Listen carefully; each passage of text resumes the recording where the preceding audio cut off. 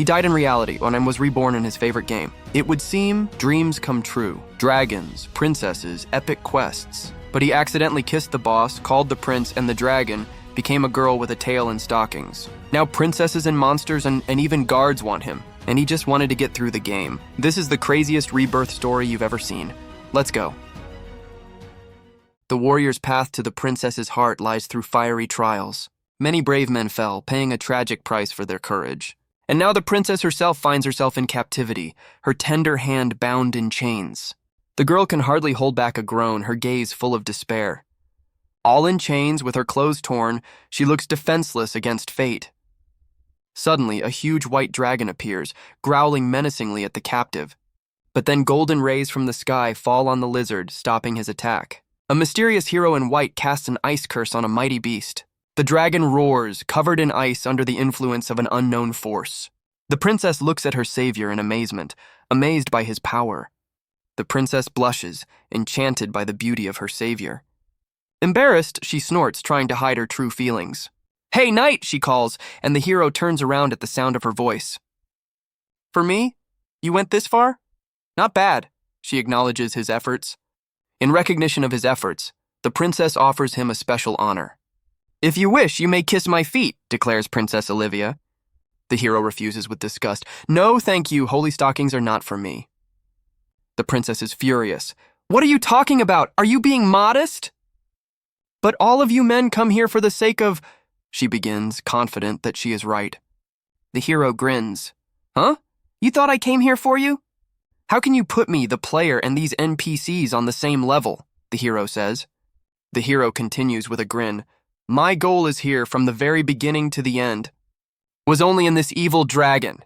He points to the frozen lizard. The dragon suddenly blushes and the hero shouts, "Why are you blushing?" "The desire to marry a princess does not particularly appeal to me." He hovers in the radiance of swords. The hero grips the hilt of the shining sword with determination, preparing to strike. What else could be the most exciting part of this game except he swings at the dragon. "By killing the evil dragon," he exclaims, and the words "past" appear. Suddenly the scene changes. The guy with glasses rejoices. "No wonder I'm the god of this game." The teacher hits him on the head. "I see you really want to repeat a year." The teacher is furious. "Is your head on your shoulders or where? Are you wasting your brains on games?" "Look at the grades. Parents are worried and others are buying them houses," he continues, hitting the student. "You can't even buy a fart with game currency," the teacher shouts, and there's only emptiness in the guy's glasses. Suddenly, the boy grabs the teacher's hand with the newspaper. "Grab!" The teacher is stunned. "Oh, you puppy!" His face is distorted with anger. "Could you please wait until I finish this?" The student answers calmly, looking at the tablet. "Kugai!" The teacher explodes, his eyes turning red. "Your video games are going to hell with you." The teacher swings his arm to smash the tablet. The tablet shatters into pieces, emitting bright light and streams of digital code. Kugai appears in his game armor, looking forward with determination, his real appearance a mere shadow. Kugai's eyes distort with digital static, reflecting his shock. He realizes, damn, what's this situation? I transported into a game world? "I can't control my body," the hero exclaims, losing control. His avatar involuntarily rushes towards the dragon with a furious cry. A powerful blow lands on the ice dragon, causing it to explode. The princess's chains shatter into pieces, her sword falling nearby. The freed princess falls awkwardly to the ground, surrounded by caution tapes. The hero, having landed, looks at the princess with bewilderment. "So that's how it is. I can't stop," the avatar screams, sliding along the dragon. The princess looks at him confusedly. "So that's where your interests lie?" No, it can't be!" the hero screams, his face distorted with horror. "Then excuse me for interrupting," the princess says, leaning over him in a playful pose. "I wish you all the best." She waves as she leaves, and the hero desperately screams, "No, listen to me!" The dragon, freed from the ice, snorts angrily at the stunned hero. A powerful beam of energy bursts out of the dragon's mouth, covering the hero. Boom! The hero is thrown back by the blast wave and flies helplessly through the smoke. "Oh shit, I'm finished," the defeated hero whispers, looking at the huge dragon. "Now I'm going to die in this game," flashes through his mind as the dragon looms over him. The hero closes his eyes, resigned to the inevitable defeat. Someone's graceful armored leg appears in the frame. How disgusting! An armored leg presses on the hero's face, who babble embarrassedly, "Be black silk?" Before him appears a dragon, transformed into a seductive girl with horns. The hero lets out a muffled groan as her foot touches his lips. The dragoness complains sheepishly about her new, overly curvy form. The hero, despite the fact that she is an evil dragon, finds her incredibly cute. "Don't you dare laugh," she exclaims, hitting him with her tail. She continues to lash him with her tail, outraged by his laughter. The hero finally catches her tail. "Enough! What am I, a toy to you?" The dragoness freezes, her face flushing with surprise. The tail wraps around her waist, causing her to have mixed feelings. The dragoness is embarrassed, her tail is wrapped around her waist, and the hero holds its tip. She whispers in tears, "Despicable stranger, how did you know?" The hero is surprised when she points out, "To this place. It turns me on the most." He brings the heart-shaped tip of her tail to his lips, squeezing lightly. The dragoness begs, Don't you dare touch my place," her body crossed out with a caution tape. The hero grins maliciously. "And you were so formidable? It turns out that the evil dragon is so helpless." She screams furiously, "You bastard! You won't get away with this!" But the hero only laughs. Suddenly, the hero freezes, hearing, "The guards are here." Looking back, he sees people approaching, and a voice says, "I was told that the knight defeated the evil dragon." The hero thinks irritably, "Damn, why do they keep coming and coming?" The hero decides, this won't do, her tail is too suspicious. The dragoness complains of pain. Better to hide it, flashes through Kugai's mind, his gaze determined. He tries to place her tail while the dragoness stands in an ambiguous pose. "Ow! What are you doing?" she screams as the hero tries to tuck his tail in. Suddenly the guards appear. "Your Highness, the king has sent us for you." "Don't squeeze, it hurts!" The dragoness protests while the hero tries to hide her tail from the guards. The guards are shocked by what they see, exclaiming, How disgusting!" The dragoness has tears in her eyes, and the hero behind her is still fiddling with his tail. The captain of the guard shouts angrily, "Honorable knight, in this cave you are committing indecent acts with our princess." The guards suddenly encourage him.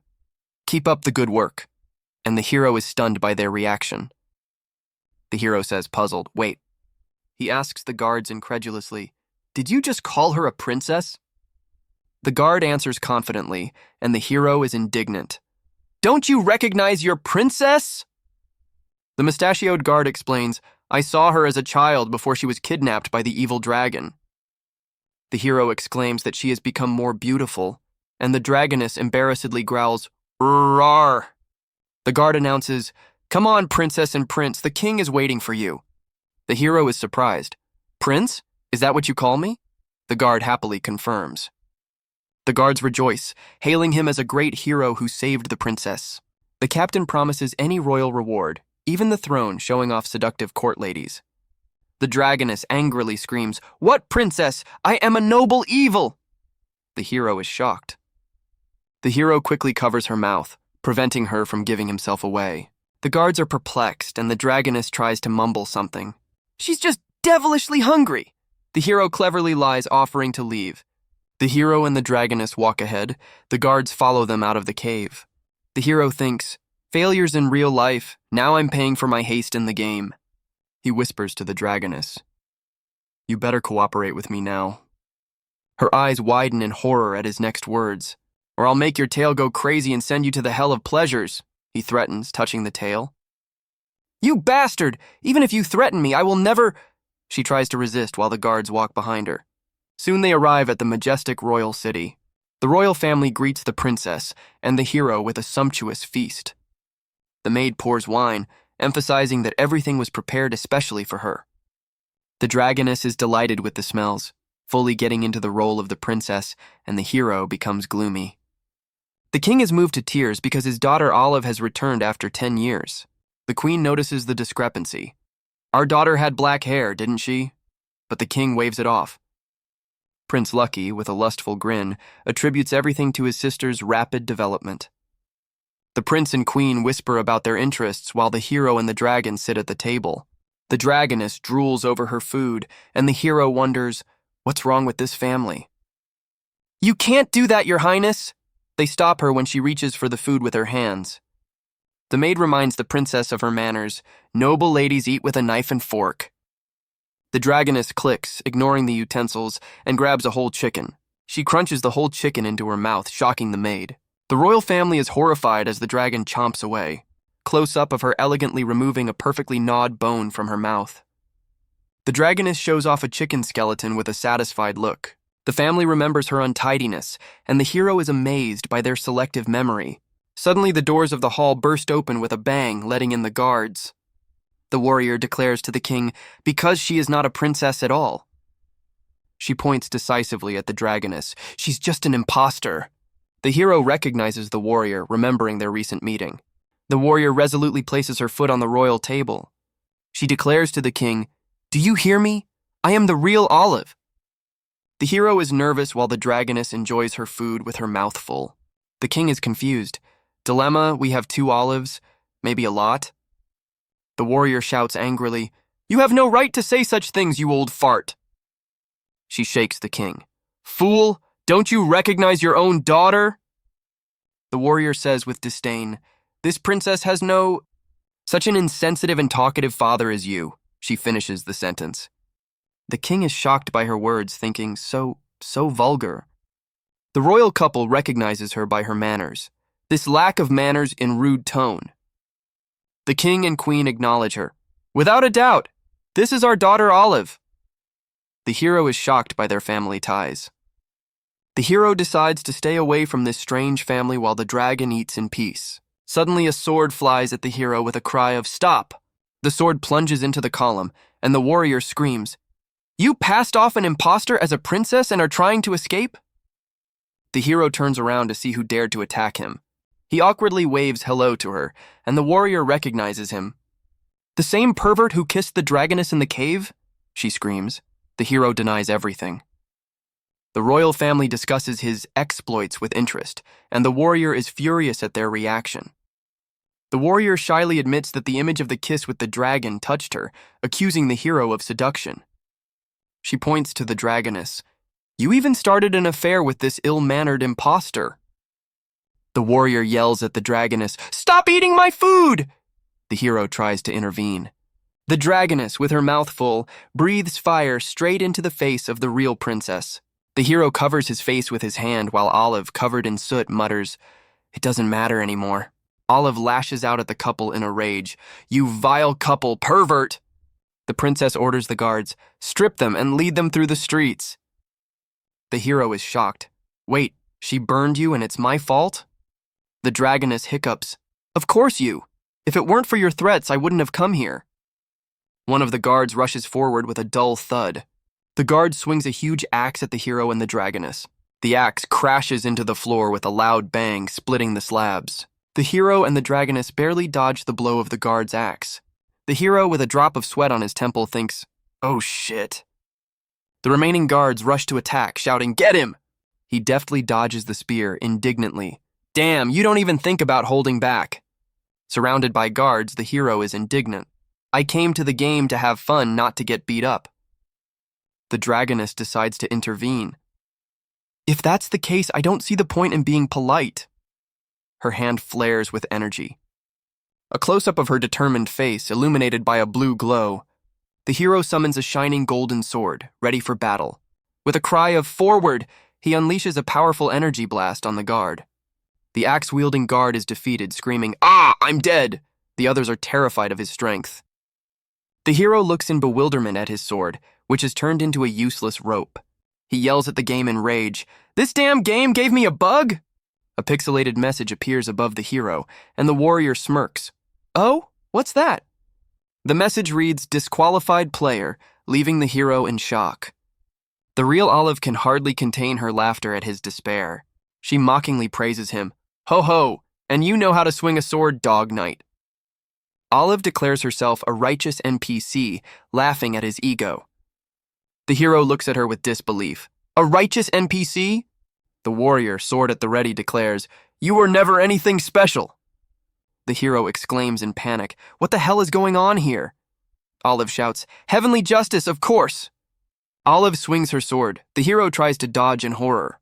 The warrior pins the hero to the floor with her foot, accusing the dragoness of deception. She forcefully stomps his face into the floor, and the hero lets out a muffled cry. The princess, glowing with energy, prepares to deliver the decisive blow with her sword. She furiously brings the blade down on the fallen hero.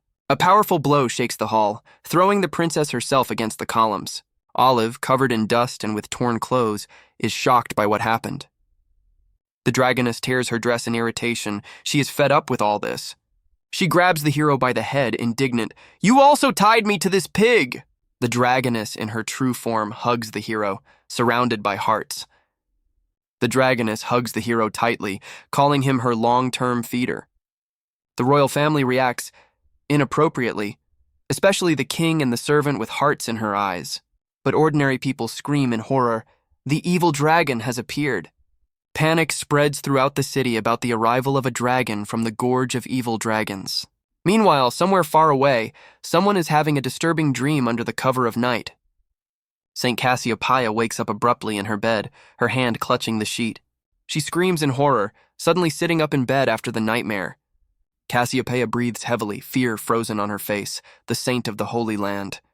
A figure appears before her, asking sympathetically, "Another nightmare, Your Holiness?" Cassiopeia looks at the newcomer in surprise. "Countess Elise's?" Cassiopeia, still in her nightgown, asks in surprise, "Why did you come?" Countess Elise's, dressed in elegant attire, reports, "I have news from the Islamic lands." Elise gracefully adjusts her snow-white cape on her shoulder. Approaching the bed, the countess adds, "This concerns that very dragon." Elise's gently touches Saint's chin. "It seems you are very afraid of that evil dragon." The countess seductively offers, "Let your subordinate accompany you to bed tonight."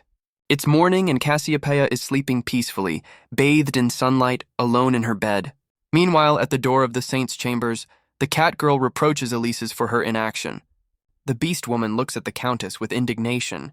"This is too dissolute." Elise's, with a sly smile, replies that caring for her holiness's peace is her direct responsibility. Elise's asks Louis with a grin, "Are you really jealous?" She embarrassedly denies it. The countess extends her red-gloved hand, demanding the collected information. Louis snorts, reproaching Elise, "You're always pretending, at least once sincerely." Elise's looks at the cat girl snuggled up to her with a gentle smile, asking, "Sincerely?" The countess playfully pushes Louis away, who cries out, "Ouch, what cruelty!" Elise holds up the note, teasing, "Isn't this what you wanted, Louis?" And she sheepishly admits, "Damn, you got me," Elise reads. "So this is the knight who traded the princess for a dragon?" Louis is amazed by the strength of her fingers. On the sheet of paper is a caricature of the hero, and Elise's concludes, "It looks like he really is a pervert." The hero, looking silly and drooling, giggles while surrounded by guards. Meanwhile, the dragoness in her true form rushes swiftly through the clouds. Princess Olive, gun at the ready, sensing a tragic outcome. The dragoness exclaims in surprise, calling upon her fiery pet. She attacks with evil dragon's thunder, releasing a fiery beast. Olive screams in pain as she is engulfed in the dragon's fiery attack. The princess, in a rage, accuses the dragoness of lying. Her clothes are burnt. The hero points to the dragoness, reproaching her for her feigned prettiness. Olive's hand grips the cannon's fuse firmly, preparing to fire. The princess fires a cannon straight at the dragoness, shouting, "Go take that!" The guards hesitate to intervene while the princess fights. The dragoness takes the blow herself, finding it unexpectedly pleasant. Princess Olive exclaims in shock, "What?" amidst smoke. Olive fires the cannon again, and the dragon asks, "Oh, more." The hero wistfully remarks that the smell of half-naked women in the gunpowder smoke is intoxicating. The prince angrily accuses the hero of peeping and shamelessness for seeing his sister's body. The hero snaps back that these two rude men should not speak like that while the queen is trembling with fear. The hero internally laments that the rule, "Players cannot hit NPCs," upsets him. He reflects that everything went wrong and that kiss is the root of all his problems. Olive, with a whip, declares, "Nice, huh? Okay, I'll fix it for you." And the hero thinks that it's better than marriage. The dragoness screams in exhaustion, "Oh, enough, enough, I can't take it," her clothes tearing. The hero concludes with a grin that the dragoness has much stronger feminine charms. The dragoness sits powerlessly on the ground. The hero looks at her with a question. The hero makes a calming gesture with his hand, trying to stop her. He runs up to the embarrassed dragoness, sympathetically asking about her condition. The hero clutches his chest in excitement, his face expressing concern. The dragoness presses herself against him, whispering about the irresistible desire that pushes her to sin. She playfully admits that she longs for a plunging wave. The hero is furious at her coquetry. The dragoness announces that she will first plunge into magma and runs away, leaving the hero in a panic. The hero, in desperation, grabs her by the tail, shouting, "Patience, I'm your feeding trough." Princess Olive asks with a demonic grin if they still hope to negotiate. Olive, preparing a huge bomb, accuses them of deceiving her and ruining her feelings. Olive, screaming, "You're going to die!" fires a huge cannon, barely holding it. The guards watch in horror as the princess wields such a gigantic weapon. The red-hot core, like a meteor, rushes towards the target, leaving a fiery trail. The hero and the dragon calmly meet the fireball flying towards them. The hero raises his hand, summoning the Thunder Sword to defend. A powerful bolt of lightning strikes from the sky, illuminating the castle tower. Concentrating, the hero announces, "Thunder Barrier." A sparkling shield of quick defense appears in front of the hero and the dragoness. The hero stands unperturbed as his energy barrier reflects the attack. The projectile explodes with a deafening roar upon hitting the magical barrier. Princess Olive asks hopefully through the smoke, "Did I get it?" The hero notes with a grin that his defense is quite useful. The king and prince are stunned. The attack left not a scratch. The hero laughs mockingly, "What a lousy game, you're a weakling against me." Suddenly, a bright light illuminates the heroes from above, foreshadowing something new. A powerful bolt of lightning descends, splitting the floor beneath their feet. The ground disappears from under his feet, the dragon gains wings, and the hero is perplexed. The hero falls, screaming about the quality of the floor, and the dragoness blames him. A mocking message appears above the abyss. "Can you curse me now?" The prince, in a rage, rushes at the hero, accusing him of a cowardly sneak attack. The prince, falling, shouts to the hero that he would not dare to fight him face to face. The hero panics and clings to something, trying to hold on. Suddenly, the hero finds himself on the back of a huge white dragon soaring upward. The dragon tells the hero that he didn't intend to save him. He just fell on him. They break through the ceiling, leaving the princess and the others on the edge of the abyss. The dragon below creates a powerful explosion, destroying the remains of the floor. The white dragon with the hero on its back flies away from the castle under the light of the moon. Princess Olive screams in horror, "My castle!" as she looks at the destruction.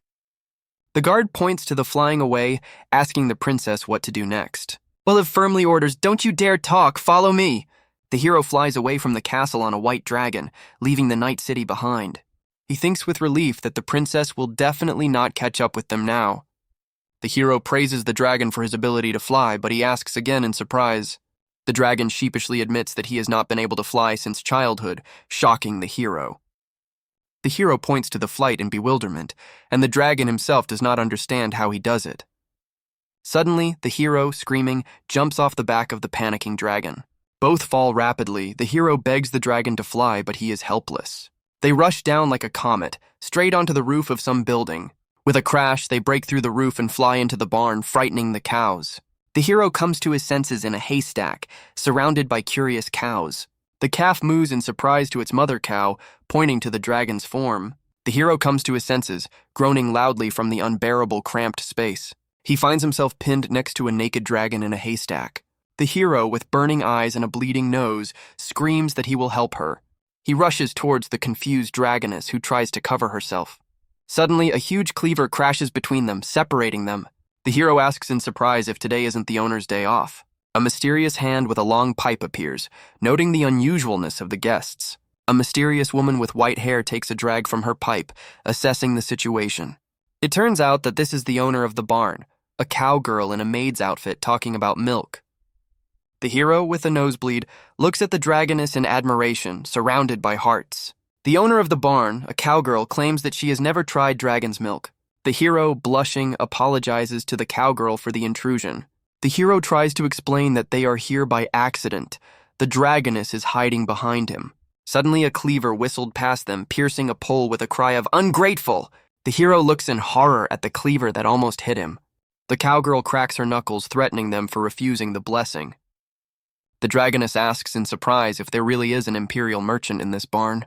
The hostess justifies herself by saying that she simply slept through the imperial certification, but almost her entire family passed. The hero sarcastically suggests that she is the only lazy person in the family, which infuriates her. The barn owner decisively declares to the hero, "Be that as it may, today you will sell this dragon." She grins wickedly, anticipating how the legendary evil dragon will be tamed and turned into milk cattle while the dragon poses. The cowgirl dreamily exclaims that then the Imperial Trade Board will make an exception for her. Suddenly, the dragoness's tail lashes out and hits the cowgirl right in the face. The stunned mistress looks at the angry dragoness, not believing her eyes.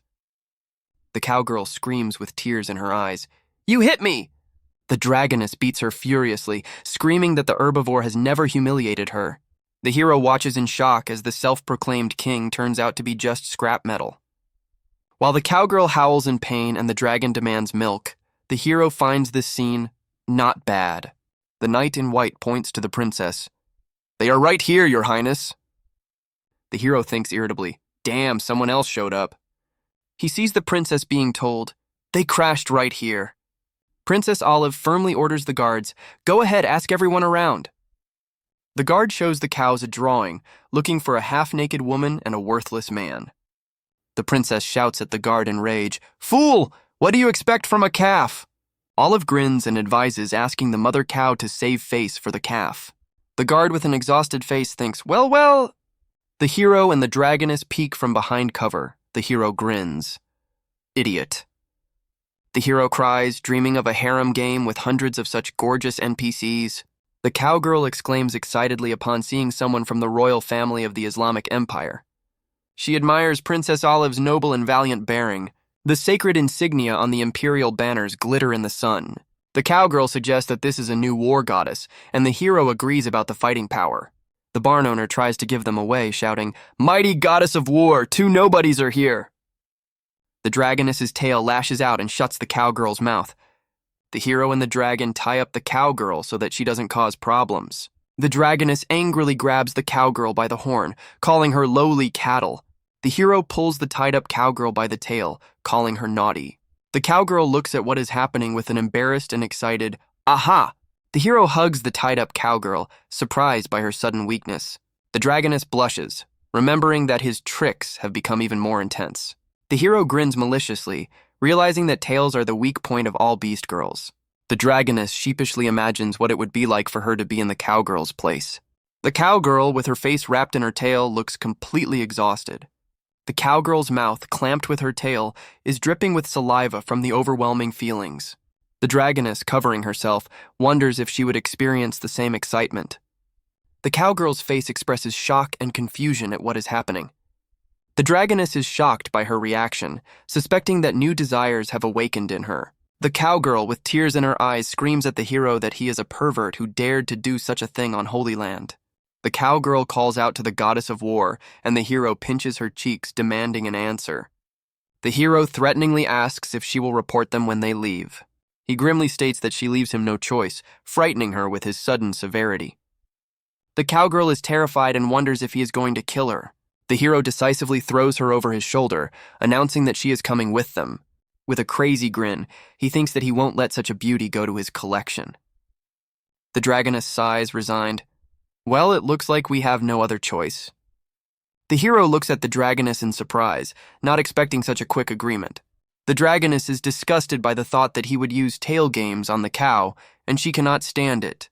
Suddenly, the barn door creaks open, heralding new guests. The hero, carrying the cowgirl, announces that they will hide in the forest behind. The cowgirl is surprised to realize that they are not going to kill her for the sake of silence. There's a glimmer of hope in her eyes that the hero might not be so bad after all. The trinity goes deeper into the forest. The hero sighs wearily from the upcoming difficulties. The hero groans under the weight of the cowgirl, noting that she is a little heavy. The dragoness, seeing a hungry cow, playfully suggests that the hero simply eat her. The hero spanks the cowgirl and she hits him back, calling him a pervert. Someone's determined eyes, with a slight blush, follow the development of events.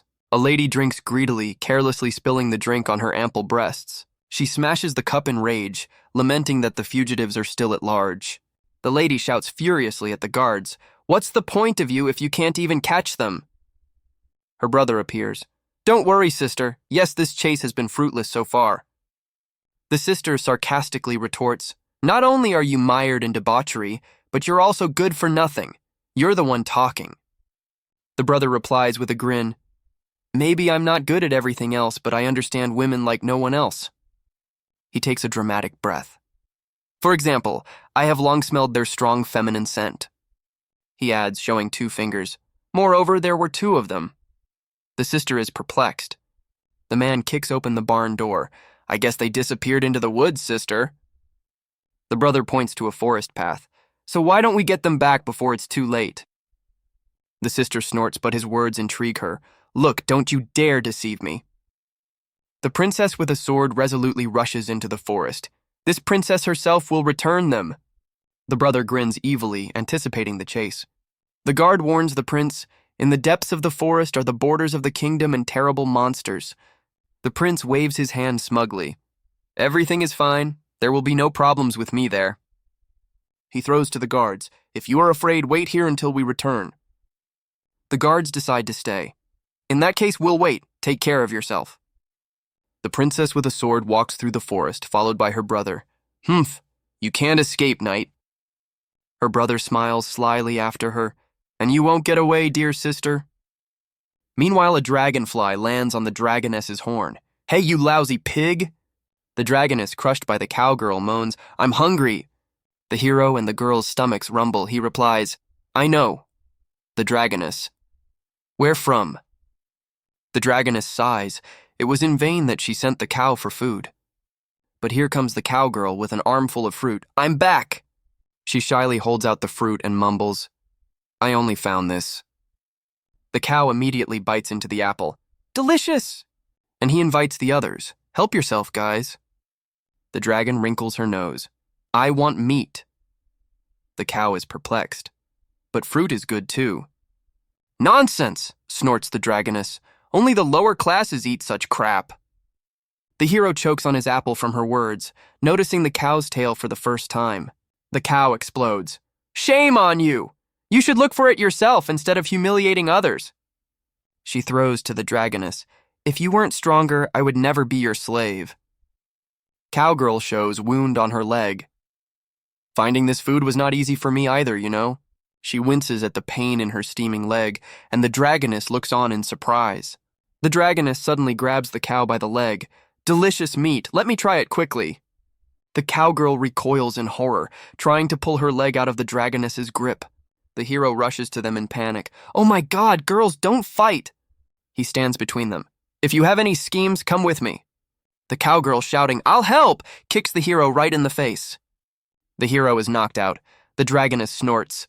Don't take me for a fool, you're the one asking for trouble. The dragoness screams in rage at the defeated hero. Was it really just so that we wouldn't give up this cow? She whispers bitterly. Damn. Even after everything that happened between us, you still choose. The dragoness blushes and the hero blurts out, Actually, I admire you too. He firmly confirms, without a doubt. The hero asks hopefully, Then, for a little while, will you let me join? The dragoness, embarrassed, explains, I'm talking about your plans for the cow. Do I need to clarify? The hero's nose starts bleeding from this thought. Could it be, this is it? She playfully suggests, Won't you give me just a little bit of good pleasure?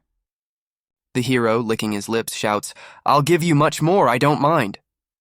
The dragoness decisively takes off her golden horn. You should have said so earlier. With this horn, she pins the cow. And I thought you wanted to hold on to the food. I'd like to have her head. The hero screams in shock. How did you even get that thing off your head? The hero is stunned. So that's what it is. The dragoness screams, I didn't say I'd eat her. Hero, then why did you allow it? The nailed cow curses the dragoness. May every meal turn out badly for you. The dragoness is shocked by such a curse, and the hero reproaches her for cruelty. The cowgirl calls for help, but the dragoness only smirks. No one will come. The hero watches as the dragon looms over the cow, saying, Don't think you're going to get away with this. Suddenly, the dragoness hears a noise. Who else is ruining the mood? The hero quickly covers the dragoness's mouth with his hand. Quiet. A huge sword crashes into the ground very close by. The pursuers appear from behind the bushes, the princess and her brother. The hero and the girls hide in horror. Ah! It's the goddess of war! The princess realizes, damn it, that bastard has been hiding his true power all this time. The brother gloats. This is not a palace, sister. I won't be nice to you here. The princess is furious. So you never intended to pursue the knight. Why did you lure me here? The brother smirked. Silly sister, is chasing a fugitive really that interesting? He laughs, rushing forward. I brought you here. He looms over her, his eyes blazing, for some exciting business. The princess screams, You bastard, stay away! Brother is furious. Scoundrel! You dare call me what I hate the most? The princess said bitterly, How could I forget?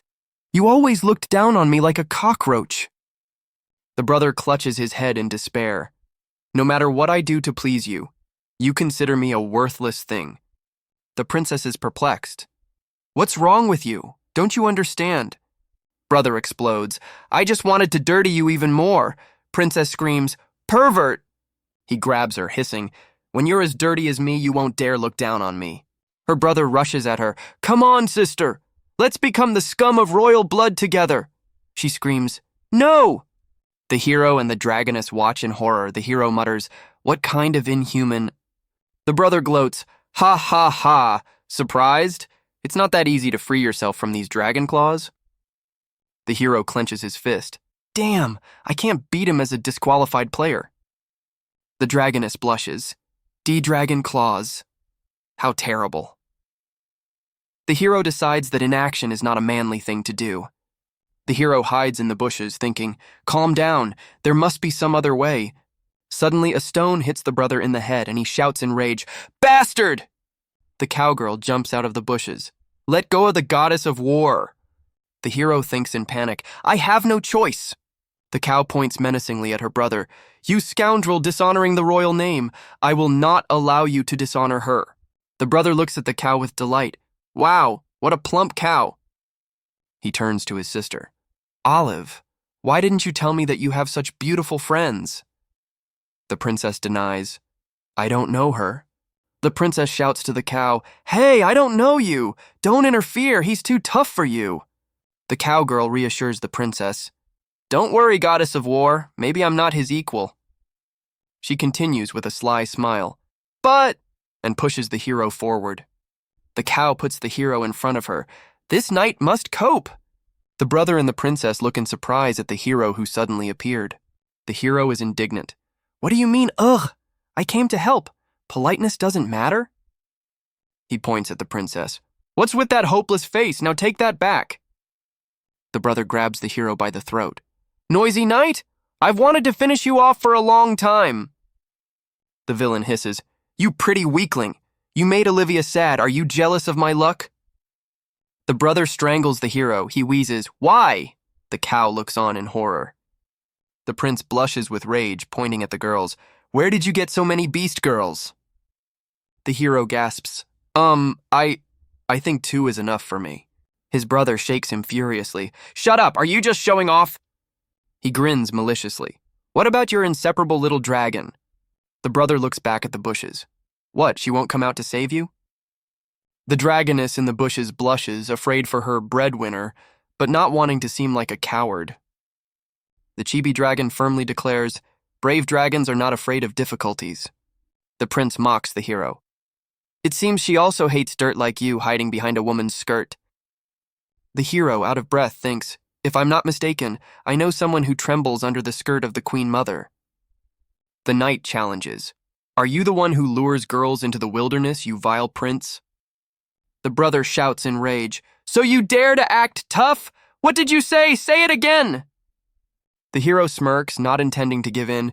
You won't get any sweet words from me, loser. The prince laughs evilly. Ha! Ho ho ho! If you don't talk now...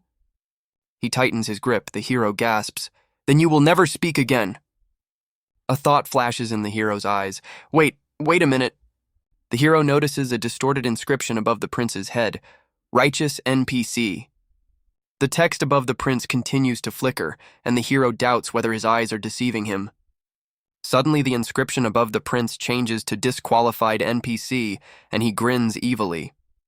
Gasping for breath, the hero ponders, is it possible? In this game, everyone has a predetermined fate. He recalls the princess's words. If your behavior deviates from the norm, you become a disqualified player. It dawns on the knight. The prince also broke the rules and is now disqualified.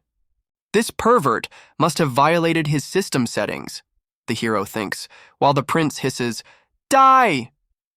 The hero grins, but since we're both disqualified, and delivers a powerful blow. With a cry of, "How could you use me like this?" the knight slams the prince into the ground. The princess and the cow watch in horror as the hero beats the prince, shouting, "You bastard! I find you disgusting!" The hero continues to beat the prince. The princess watches what is happening in shock. The prince cannot believe how he, a royal person, was defeated so easily.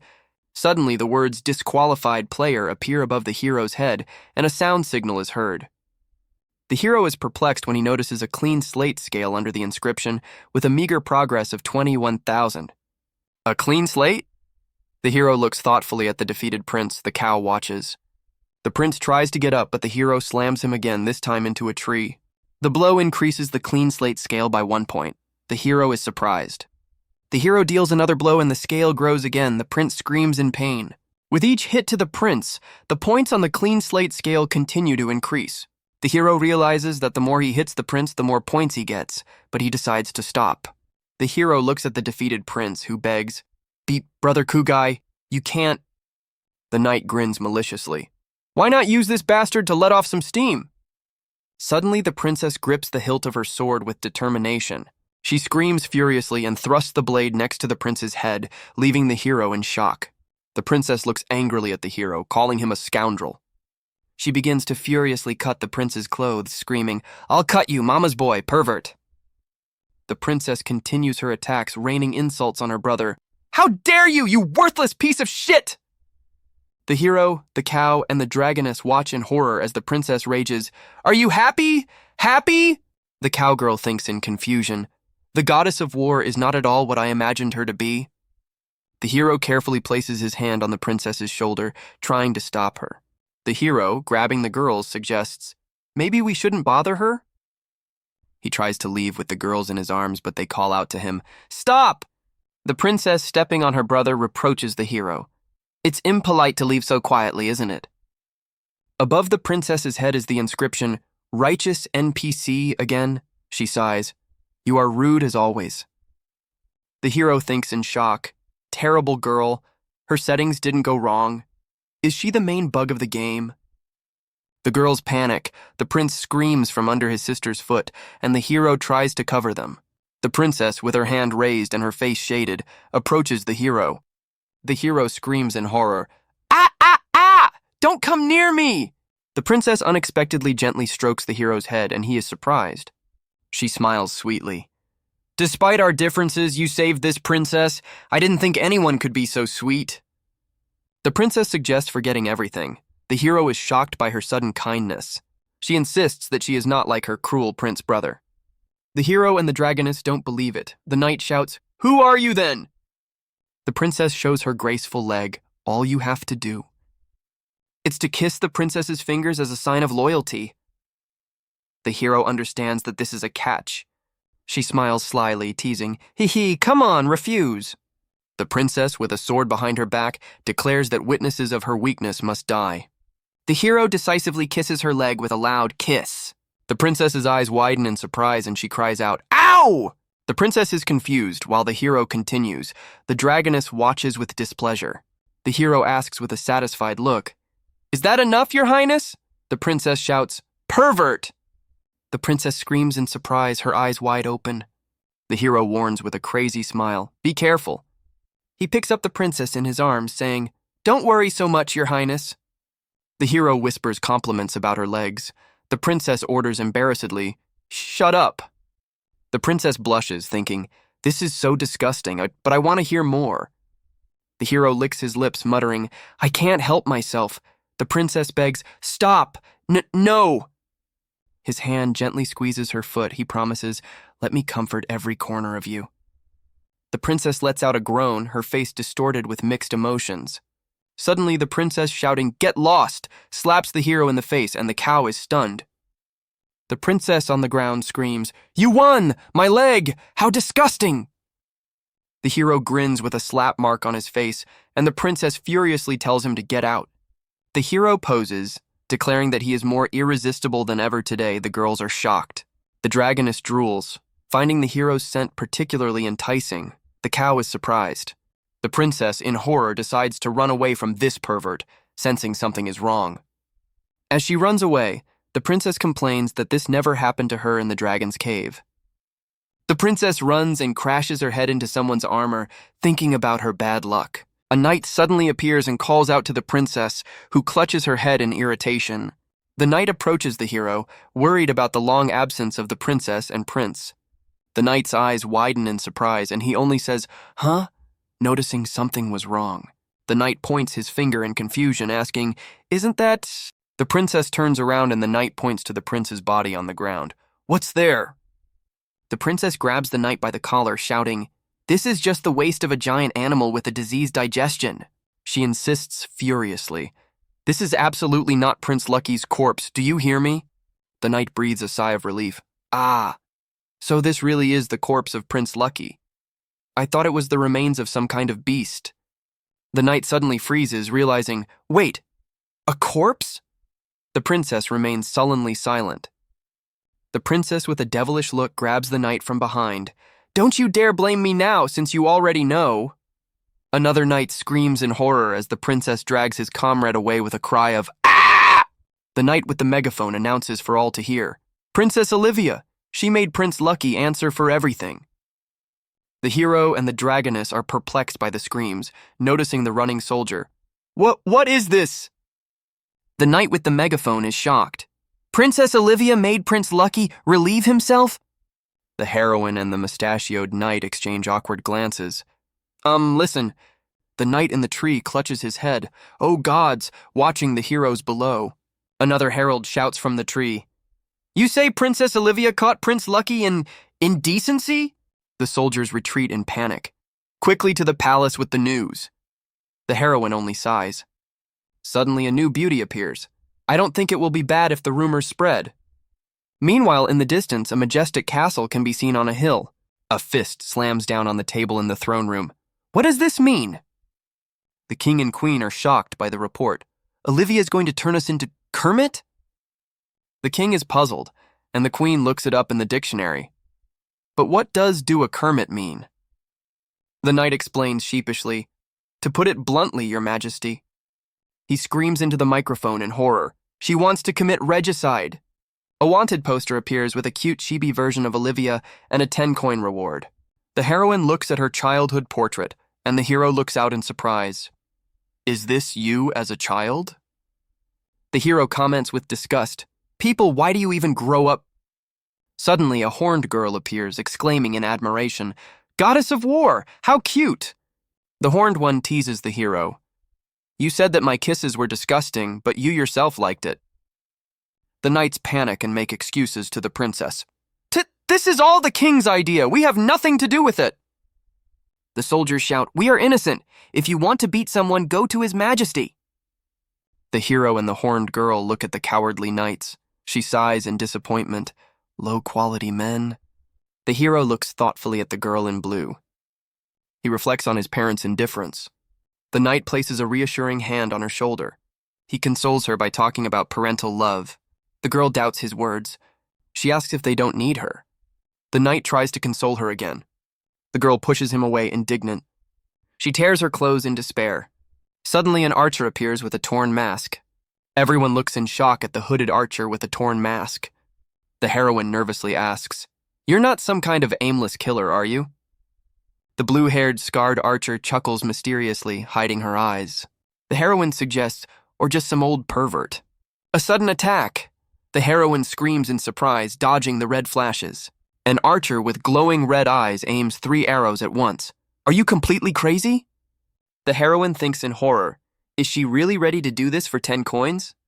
The cow recognizes the weapons. A bow made of crocodile bone, arrows made of porcupine quills. The cow is shocked. Could it be? This is the same lady? The hero is surprised by her reaction. The cow anxiously confirms, exactly. I should have recognized her earlier. The cow remembers, earrings of red flame, a symbol of countless bloody deaths. Her ash-violet eyes, which do not lose their shine even in despair, say a lot. She is from the same family of hunters that made countless nobles scream in terror. The Hargreaves family crest is a black cockroach with a red rose, and the Hargreaves heiress is the only top assassin who owns the souls of 18 nobles. Her name is Irarel, the boar rider. The hero chuckles. What a low-grade nickname. But the hero thinks, if she is as strong as the cow says... Irarel sits quietly, and the text reads, Legitimate NPC. This matter will not be easy. The hero turns to the cow. Hey, we... The hero shouts, Hey! The cow chuckles. Olivia is next to them. The cow throws back the blanket from the boar. Wow! A real boar! Irarel appears from under the fabric, blinking her purple eyes innocently. The cow asks Olivia curiously, pointing at the boar. Dirty, huh? The hero panics. And you want to know this? I'm terribly curious, too. The hero mutters skeptically, Is she really a killer? Only fools ride in such a... The knights whisper, Even though she holds herself with dignity, her bottom must be covered in calluses. Irarel blushes on the lathered boar while everyone discusses the indecent scene. The hero explodes, Enough! Don't you dare doubt the future head of Hargreaves! He shouts furiously, How dare you doubt the purity of a young murderer? What rudeness! Olivia declares, To prove her innocence, I will personally check everything. She lifts the fabric, assessing, Not bad at all, smooth and cool. The hero in chibi form doesn't understand anything, holding the fabric in his hands. The hero walks away, and Irarel on the boar looks after him in bewilderment. The hero turns to the girls. Well, and what do you think? The dark-haired girl is shocked. Is it possible? Is it possible that even her lower part is flawless? The hero squints slyly, saying meaningfully, This is... The girl exclaims, I think she's an imposter. But the hero is sure. How is it possible? My eyesight won't fail me. The hero declares, There is no doubt because she has something that a top killer should not have. He imagines cute panties with pink bunnies, drooling with affection. Irarel blushes, clearly unhappy with this revelation. The hero and the girls laugh loudly at her embarrassment. Suddenly, the hero's face is distorted by a grimace of horror. A powerful kick sends the hero flying with a cry of, Ah! Olivia looks in surprise at something embedded in the ground. The defeated hero admits, I was short-sighted. I was enlightened. This arrow is Hargreaves' secret technique, curse of the bad blood. She's seriously angry. Irarel, holding a bow in her hands, is surrounded by a fiery aura. Her gaze is determined. Olivia is intrigued. There is something interesting. Cow respectfully. Lady warrior. Olivia looks at Irarel appraisingly. Even though she has a seductive but useless ass... Olivia playfully remarks, But what came out was really hard. Olivia whispers with anticipation, It's so rare that this turns me on. Suddenly, Olivia rolls out a huge gun, screaming, I'm so turned on! The hero is shocked. Where did she get this from? The cow blushes. What vulgarity! Olivia, standing on a cannon, challenges, Come on, Killer Hargreaves, let's fight face to face! She declares decisively, Let's see who among us is the coolest woman. Irarel says coldly, Madness. Irarel soars into the air, jumping off the charging boar. In flight, she draws the bowstring, aiming at the crowd below. The knights look through their binoculars in delight. She jumped! Are there really bunnies there? Irarel whispers, The wind is cold, weak against strong. She draws the bowstring, the red energy of the dragon wrapping around her bow. Her eyes are full of fury as she shouts, Triple blast! Irarel fires a fire arrow straight towards the stunned trio. The arrow explodes at their feet as the boar attacks from below. Double threat. The cow exclaims in horror, Damn it! The hero's eyes flash with fire. He prepares a counterattack. Bright flame. The hero unleashes a powerful pillar of fire, shouting, Firefall! The boar suddenly stops in front of the wall of flame, grunting in surprise. Irarel screams in pain, her clothes torn by the heat of the explosion. Irarel's graceful foot lands among the smoldering coals. Irarel's clothes are torn, revealing her cute bunny panties. She is embarrassed. Irarel stands in the fire. The hero and cow are struck by her pure flame magic. The cow looks at the hero sympathetically. Poor stinking boar. The hero snaps at the cow. What are you staring at? Don't you like the wall of fire? The knights enthusiastically shout to the hero, Excellent knight! Olivia smirks. Like a killer who can't stand the light, and she attacked in pairs. Olivia summons the chorus, stating, even if she's strong, she has no place on stage with pink bunnies. One of the chorus screams in horror, No! Irarel shouts back in rage, Shut up! Irarel shouts, Fangslinger! And the boar rushes forward with a squeal. Her hand is wrapped in red energy threads, gathering into a powerful charge. Irarel, enraged and surrounded by a scarlet glow, screams, Die! Olivia, with a whip, replies, Stop pretending, you bastard! While the core beneath her screams in horror. Olivia's hand grips the handle of the whip tightly, preparing to strike. Olivia, standing on a cannon, swings a whip, and the hero shouts, Wait! The hero tries to intervene. No need! But Olivia and Irarel are ready for a fight. Olivia jumps down, and the cannon fires a powerful yellow beam of energy. Irarel barely dodges the shot as it passes her by. Irarel laughs happily as she dodges, energy particles floating around her. The hero and the girls wrinkle their noses in disgust, exclaiming, Ew! Irarel sits on the ground, covered in yellow liquid, clearly embarrassed by what happened. Olivia looks at her gun, confused as it cries and smokes. What happened? Olivia is shocked to realize. She shit herself. The hero covers her face with her hand. Cannon apologizes with tears. I'm sorry, mistress. Everything inside is broken. Olivia kicks the faulty gun away in frustration. Olivia tries to save face. Ha ha ha ha. She really screwed up. Everyone has bad days sometimes. Olivia looks at the smeared Irarel, thoughtfully saying, Since it turned out this way. The hero pushes Olivia forward, shouting, She's yours, go ahead, while thinking, This is a clear admission of defeat. The cow and the demon princess reproach the hero. You were so brave. Are you giving up if you can't win? The hero waves his hand irritably. Okay, I'm too lazy to argue with you. The hero tells the girls, Actually, she's hunting you. Decide for yourself, and he thinks I'm leaving. Olivia reproachfully. How so? We were just fighting shoulder to shoulder, but to herself, Damn, this kid wants to sneak away. The girls grab the hero, Olivia menacingly. You're not going to desert, are you? The demon princess echoes. Don't run! If we're going to die, let's die together. The hero laughs nervously, hugging them. Ha ha ha, this matter does not concern me. Cow looks from the side. The hero drags the girls along with him. Forget it, let's get out of here together. Olivia agrees. Fighting like this is pointless. Irarel looks at them coldly, saying, Hey you. Irarel blocks their way. Is the show over? The hero suddenly attacks, shouting, Tyrant's projectile! And unleashing a powerful blow. A powerful explosion covers Irarel, creating the purest territory. The hero clenches his teeth. Joke. You can't dodge a woman like that. A silhouette appears from the smoke. The hero screams, What? Irarel, now with blue hair, admits, Knight, you are strong. She draws back her bowstring, suggesting, Why not fight face to face? The hero is stunned by her sudden appearance and proposal. Irarel clarifies, If we fight, I will be your opponent.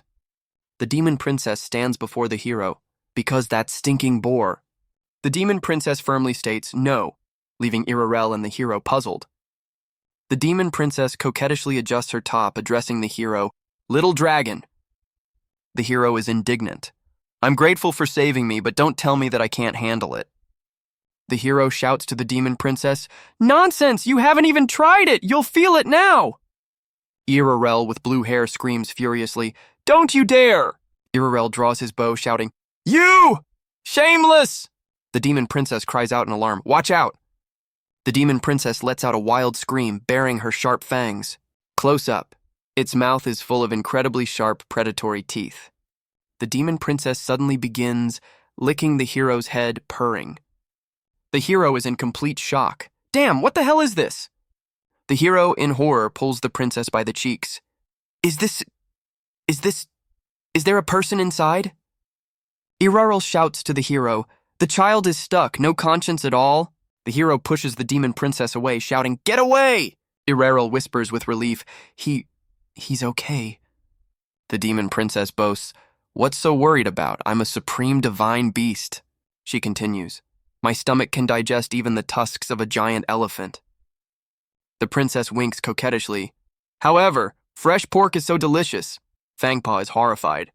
The piglet squeals, oink, as the demon princess turns to him and says, indeed. The princess rushes at the boar. The meat tastes best raw, the hero shouts in shock. Boar sashimi, as expected.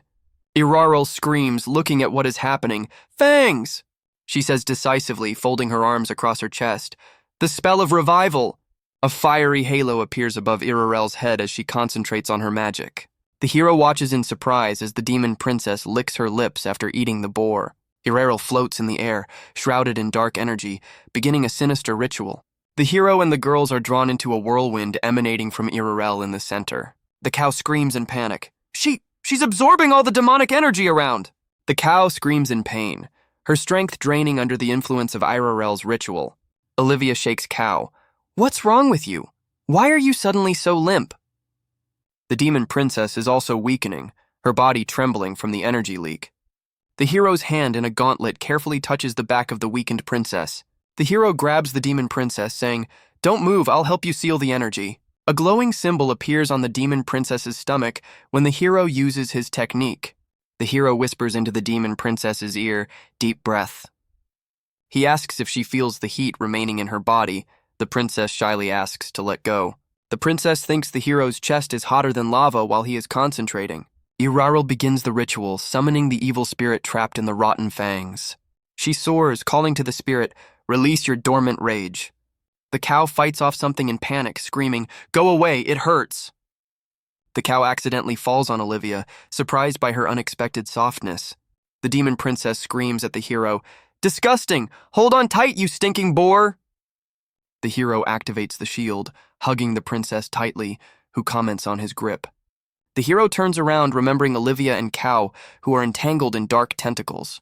Olivia falls on the cow, who is indignant. Abomination, when my noble body was crushed by a wild cow. The cow smiles and replies, Sorry, but whether you can crush me is already your skill. Olivia panics and screams, Shut up, don't say that, while Cow realizes, it broke through.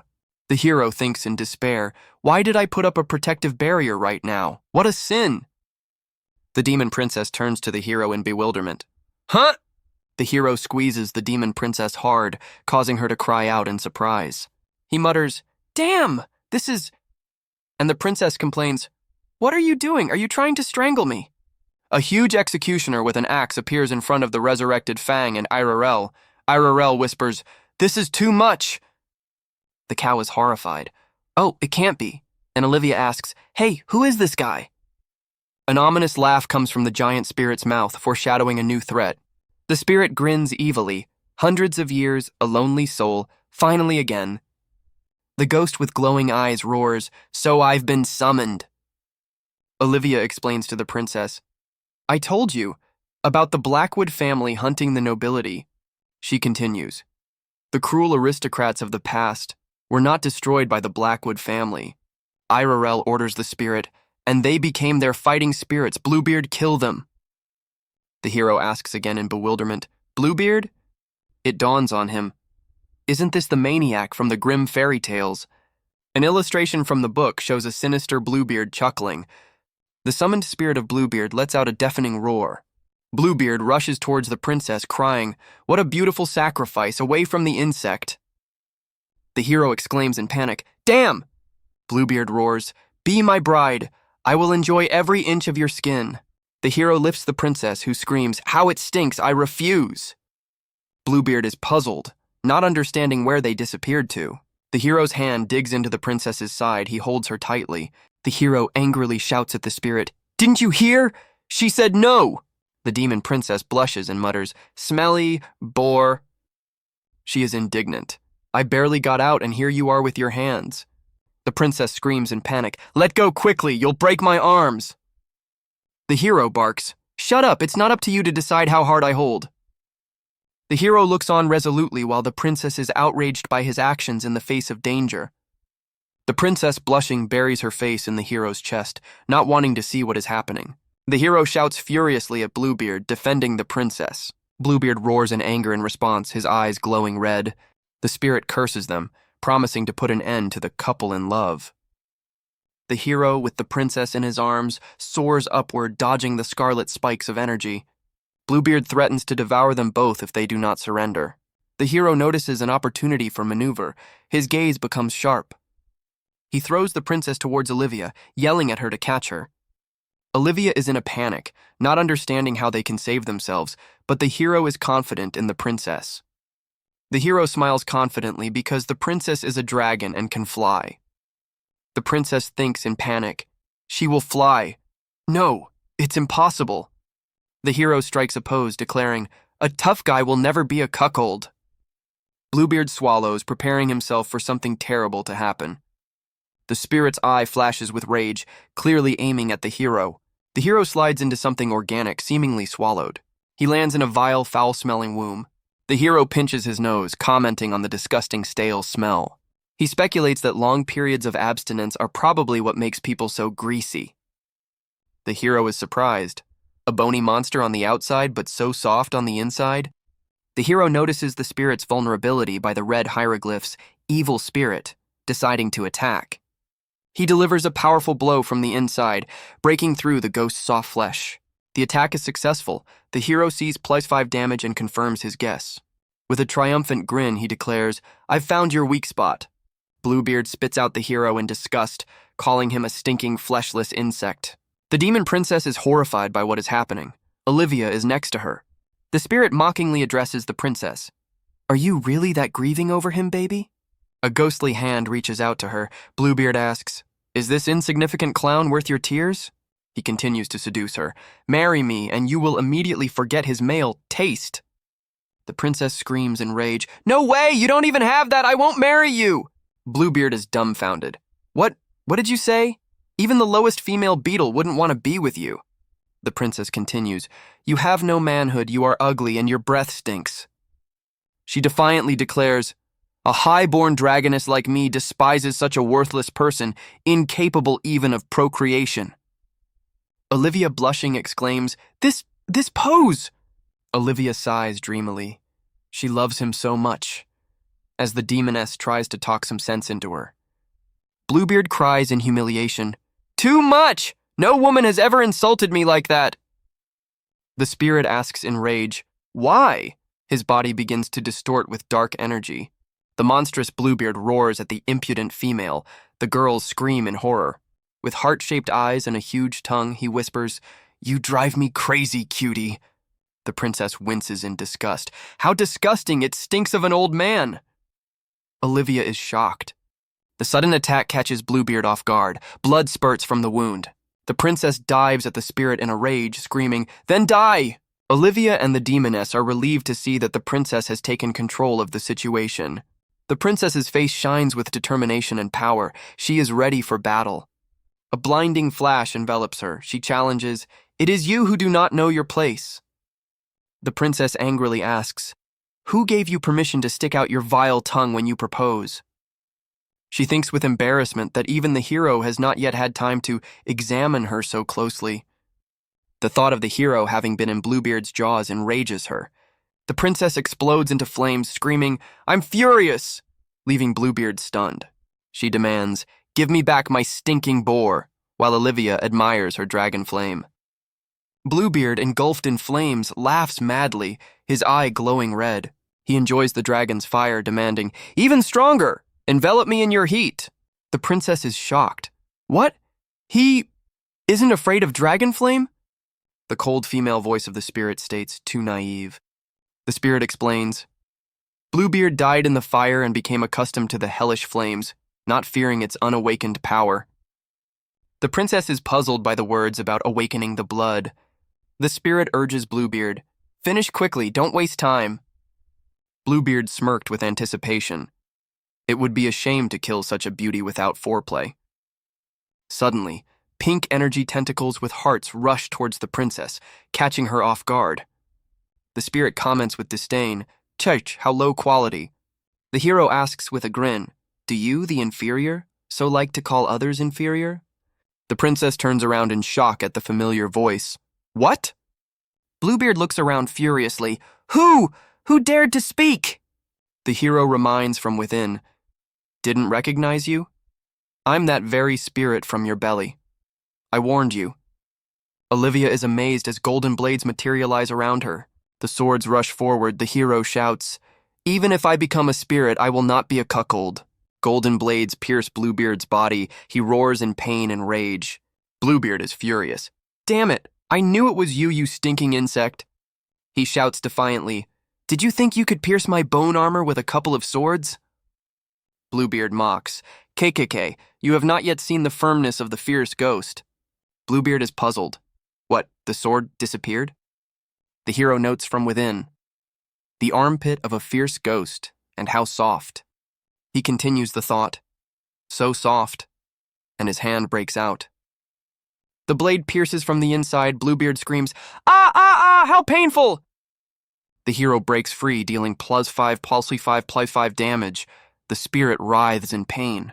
With a grin, the hero sees the progress of the cleansing, 54 out of 10,000. He attacks again. It would be a sin not to torture such an old man who gives experience.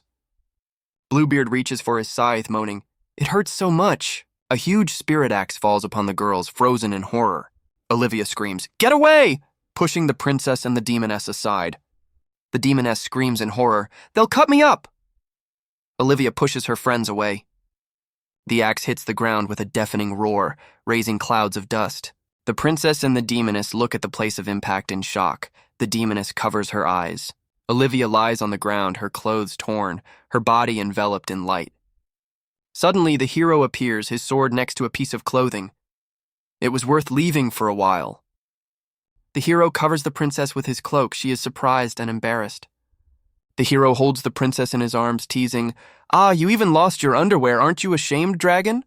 He adds with a grin, "The hero saves the beauty. That's a classic. Don't die from my irresistibility."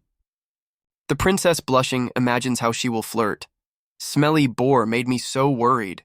She angrily hits the hero on the chest, and he screams in surprise. The princess beats the hero, shouting, "Smelly boar, you didn't say you were alive. You made me worry." The hero writhes in pain, thinking, "Damn, her coquetry is deadly."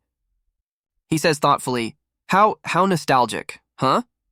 Bluebeard watches, muttering, "To be squeezed between full thighs, to suffer the blows of love." The spirit gloats about the warm happiness, comparing it to murder. The hero is furious at the comparison. Bluebeard releases bloody tentacles, shouting, "Knight, enjoy as I rip your woman apart!" The hero looks seriously at the princess, who looks slightly worried. The hero commands, "Hide behind me," playfully waving her underwear. He reassures her, "Everything is fine, don't worry," but he thinks, "Don't stop me from showing off." The princess eagerly jumps on his back, exclaiming, "Uh-huh!" The princess accidentally steps on the hero's sensitive spot. The hero's face distorts with unexpected pain. The demoness notices something is wrong and asks what is going on. The princess attacks again, even stronger. The hero screams in pain. The demoness is in shock. The princess continues to attack with her legs. The hero rushes about. The hero, in despair, asks if she wants to kill him. Bluebeard watches what is happening in bewilderment. The hero screams that he is in pain, and Bluebeard laughs. The hero cries in pain. Bluebeard gloats. The hero, with the princess on his back, surrounded by a red aura, deals +5 damage to Bluebeard. Bluebeard, in tears, wonders, "Why is such..." The hero, also crying, picks up, "Such a result." Both of them, sobbing, scream. The hero laments, "I could have been so cool." The hero carries away the princess, leaving behind the defeated Bluebeard. Bluebeard's spirit begins to dissipate, his figure melting away. Olivia and the demoness rejoice. "Victory! We won!" Olivia waves the princess's underwear. The princess chokes the hero with delight. "Smelly boar, you're super!" And he chokes. The hero thinks, "I wonder if, because of experience, my butt doesn't hurt so much anymore." Seeing the progress of the cleansing, 154, 1,000. The princess's feet once again fall upon the hero's long-suffering place. The hero yells at the princess, "Hold on tight!" as Olivia aims her bow. He activates Windwalk, becoming enveloped in a green glow. Olivia, caught off guard, shields her face from the powerful stream. She hisses angrily through her fingers, "Bastard!" Olivia's figure disappears with a final scream, "I'll kill you!" The hero rushes with the princess in his arms. The demoness and Olivia run after him. The princess and the demoness are breathing heavily. The hero is indignant. "You're not running, why are you panting?" A sudden kick from the Princess Pleasantine causes the hero to scream and stumble. The hero and the girls fall. The princess on his back smiles contentedly. The princess lands with a thud right on top of her other self, sending up a whirlwind of dust. The princess, landing on her butt, grumbles, "Smelly boar, why did you let me go?" She examines herself, complaining. Everything is swollen. The hero lies face down in a pool of blood. The demoness is in a panic. Olivia suspects something is wrong. Olivia and the demoness stand at the edge of the cliff. Olivia says thoughtfully, "However, if we don't get across," she adds seriously, "then it won't just be a wound." Suddenly, the archer Olivia appears riding a boar, reminding everyone of herself. "This crazy." Her face is full of rage. She screams, "He definitely won't let us go." The demoness panics. "She's so fast, or are we finished?" Olivia looks for a way to fly. All three of them, in chibi form, look at each other expectantly. The princess indignantly shouts, "So which of you will fly?" And in response, she is told, "But you are a flying dragon." The hero interrupts the argument with a smile. "Okay, don't torment her with your sub-skills." The girls are embarrassed, and the hero suggests, "Instead of worrying, let's do something simpler." The hero in shorts with ducks playfully asks, "Well, three of us, who will take it off first?" The princess, the demoness, and Olivia are completely shocked by his proposal. Olivia stands on the edge of a cliff in a bathing suit, her clothes hanging on a branch below.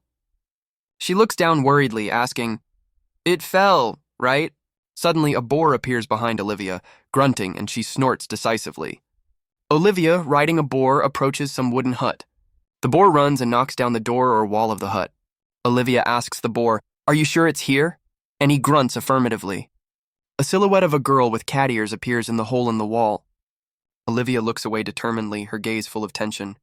Suddenly, Olivia screams when she sees someone in the hut. The cat girl gasps. Olivia asks in confusion, "Not her?" Olivia flies into the cabin asking, "A Wolf Clan man?"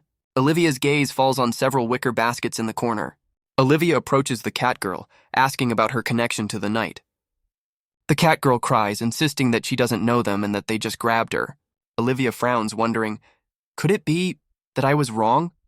Olivia apologizes, offering to tell the cat girl where the night went since they are not together. The cat girl, through tears, replies that they asked for directions to the sanctuary and left. Suddenly, the cat girl hugs Olivia, admiring her supposed strength. She slyly explains that only very dangerous individuals go to the sanctuary in the evening. The cat girl praises Olivia's bravery in showing off the cute bunnies on her swimsuit. Olivia smiles shyly, flattered by such an assessment of her taste. The cat girl warns with a serious look that such daredevils will be mercilessly trampled there. Olivia is horrified by such a dark prophecy, her face distorting. In Olivia's mind, a cute rabbit is in a panic, surrounded by sinister hands. Olivia, pulling herself together, thanks him for the information about the sanctuary. The cat girl looks at Olivia in surprise as she leaves, not believing her determination. Olivia furiously declares, "Whoever covets my rabbits will die," and the cat girl admires her determination. Cat girl panics and tries to stop Olivia. "Wah! Wait a minute." Olivia turns around on the boar and the cat girl asks, "So, your rabbits aren't afraid of being trampled?" Olivia snaps back, "None of your business!" and drives off, leaving the cat girl behind. The cat girl looks after her thoughtfully. What the? She's supposed to be a killer, but she's so naive. Back at the hut, the cat girl asks someone, "Is she really as terrible as you said?" Suddenly, the hero, the princess, and the demoness appear. The princess screams, "You don't understand her horror at all." The hero with the broken nose comforts the cat girl. "Ha ha, don't pay attention. This dragon often expresses herself ambiguously." The hero, covering his abrasion, thanks the cat girl. "I don't know why, but thank you for covering for us." The cat girl coquettishly replies, "You're welcome. It's not often you meet such a handsome knight."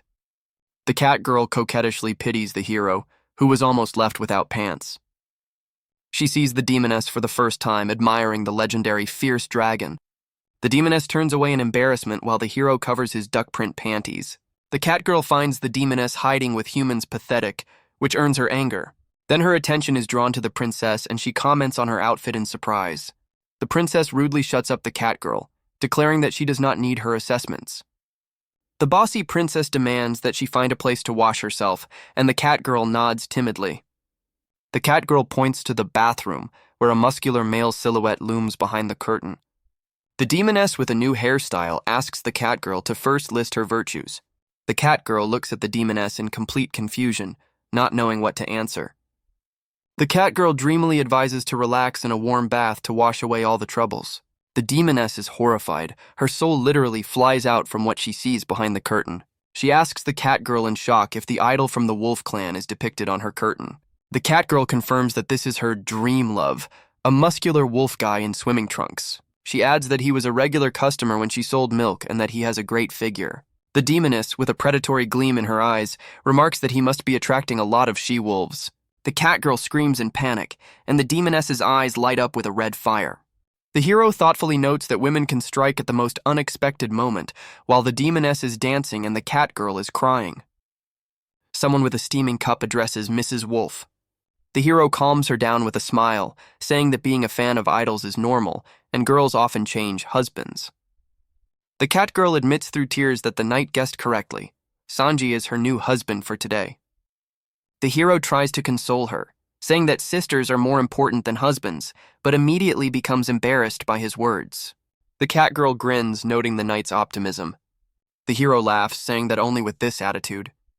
The cat girl's eyes reflect the hero with the words "disqualified player" written on them, and she thinks he's tolerating his mark. The hero is shocked to realize that she sees his status. The cat girl smiles slyly with the words "good NPC" written above her, and she confirms what she sees. The hero, who has a disqualified player sign hanging over him, asks the cat girl who she really is. The cat girl modestly replies that if he asks her name, she introduces herself as Laiest Fufatin, the only daughter of the 15th generation wolf clan. But the hero says that's not what he was asking about. The hero is surprised, and the cat girl asks him not to strain himself. She modestly notes that her ability is not that impressive. Laiest explains that the wolf clan is the most warlike among the beastmen. However, according to her, even such a powerful clan gave birth to such a useless child as her, and Laiest lowers his eyes. In the memory, little Laiest is curled up and crying. The adult she-wolf angrily tries to feed the baby, yelling at her. An angry woman throws away a crying child, saying that it is her own fault. The little girl's eyes reflect despair, and thoughts of her uselessness flash through her head. Left alone, little Laiest shivers on her mat, rocking back and forth. Little Laiest cries, begging not to talk about her problems. The knight is shocked by the sudden appearance of 3 wolf women. Laiest tries to hide a family photo from the knight. The knight notices something strange and looks warily. Laiest begs the knight not to tell about her mother. 3 NPCs discuss the List family secrets, hinting at a terrible truth. The knight wonders about the reasons for the Light family's behavior. The knight turns to Laiest again, trying to understand the situation. Laiest panics and denies any involvement in anything terrible. Laiest and the knight hold hands, a moment of trust and understanding. Laiest trustingly holds the knight's hands, and he shyly pronounces her name. The cat girl lets him go, teasing him that such a coward who almost lost his pants would not betray him. She notices his long progress bar, suggesting that he was very strong before his disqualification. Laiest muses that in order to change her status, she must defeat a powerful enemy, and the knight asks in surprise if she has ever seen one like that. The cat girl thoughtfully replies that she saw someone recently but cannot remember. A voice comes from behind the curtain asking little wolf sister to bring more soap. The knight screams in surprise and disgust, and Laiest gets scared and runs away. The cat girl runs into another room, dropping things along the way, while the knight watches her go. Laiest happily finds soap while a kettle boils in the background. She asks the knight to help her put out the fire under the kettle, assuring her that it is easy. The knight looks down, clearly hesitating at the simple request. He smiles sheepishly, admitting that housework is not his strong point. Laiest, with soap in his hand, nods understandingly, and the knight decides to take it himself. With a sly grin, the hero announces, "I'm coming," clearly planning something evil. He accidentally drops the soap right in front of the shower curtain. The knight with burning eyes rushes for the soap, shouting, "I'll pick it up!" Slipping, he flies straight under the curtain, anticipating the moment. The hero decisively declares that he will now see their true appearance. but what he sees plunges him into complete shock and disgust. Behind the curtain are two huge beastmen calling him a pervert. The hero screams in horror that he expected to see something completely different from this true appearance. The big dragon guy turns to the knight and the bull-like guy saying, "Hey, you two." The dragon is outraged that the bull did not appreciate his 10-year-old dragon massage technique. The muscular woman in the towel laughs, asking if he is scared. The hero and the pumped-up lady look at each other silently in bewilderment. The knight mutters in confusion, "Muscles! Where did they come from?" The next second, a hail of blows falls on the hero from all sides. The beaten knight says with difficulty, How so badly?" Laced wonders with concern. "Could it be that you accidentally saw the sisters without makeup?" The hero, barely moving his lips, answers, "No, not without makeup," causing light surprise. The hero cries in tears that it was 1,000,000 times worse than just without makeup. A voice comes from behind the curtain calling the knight a dirty talker, and Laced is surprised. Laced and the knight freeze in shock, covering their mouths in amazement. The stranger adjusts the strap of her modest dress, hinting at what is hidden underneath. The title art appears, featuring a white-haired horned beauty in a spectacular outfit. A dark-haired girl in a nightgown with a towel coquettishly remarks that everything's secret becomes clear. She criticizes the simplicity of the outfit, comparing it to the knight's intelligence, and Laced admires her figure. Laced reverently addresses her as Lady Goddess of War, asking if she had deceived her. Behind the translucent fabric, a confused horned girl in a revealing white outfit doubts its appropriateness. The dark-haired girl praises how the outfit suits her. The cat girl is delighted, and the knight and the cowgirl remain indifferent. A horned girl in a revealing outfit runs out screaming, covering herself. The knight is shocked to recognize her as a dragon, and Laced is also amazed. The hero rushes to the curtain, asking the confused dragoness what happened. Upon seeing her, the knight instantly falls in love, struck by Cupid's arrow. The dragon with the tail complains that the towel doesn't fit, insisting that she's not fat. Lace suddenly has an epiphany and exclaims that she understands everything. The cat girl points to the dragoness, declaring her to be the very strong person that the knight must defeat. The knight wonders why Boss wants to kill him, and she sheepishly denies it. The hero furiously shouts that he will not do this, and the dragoness reproaches him for his momentary hesitation. Laced smiles sweetly with the pillow, saying that her small bedroom can only fit one. Laced offers the guests to sleep on the floor, and the knight thanks them for their hospitality. Suddenly, the dragoness pushes the knight with force. She angrily asks if she is the only one he doesn't like, causing him to mumble. The embarrassed dragoness declares that she will then sleep next to him laying down. The knight, giving in, tells Laced that he will not interfere with them while she looks on sadly. Laced says goodnight, and the knight responds awkwardly as the door closes. The hero puts out the old kerosene lamp, plunging the room into darkness. The knight lies restlessly in bed next to a sleeping dark-haired girl. He turns around and sees Laced hugging the horn of a sleeping dragoness in his sleep. The hero looks again at his dark-haired companion sleeping peacefully next to him. The hero looks at his sleeping companion next to him with curiosity, raising himself up. Suddenly, she says, "Don't look, idiot!" shocking the knight. The girl explains that these things are only visible while swimming, causing him confusion. She suggests that if he had bathed with a dragon since childhood, he would have also evolved, and the hero imagines bathing in lava. The knight mutters that it would be possible for him, seeing her bathing with the dragon in the lava. He thinks, she was kidnapped by a dragon? What a strange relationship they have? The girl interrupts his guesses, assuring him that her connection with the dragon is not what everyone thinks. She claims that the so-called captivity is just an exaggeration. A memory emerges, a little princess screaming at a huge dragon not to eat her. The young princess threatens to knock out the dragon's teeth if he doesn't let her go, and he looks on playfully. The little princess grumbles from hunger, wondering where the saviors are, and the dragon is surprised. Suddenly, fried fish appears, and the princess asks the dragon if he wants to eat. The little dragon happily gobbles up the fish, thinking that it's not so bad. The princess holds out more fish, and the dragon roasts it with fire, earning her approval.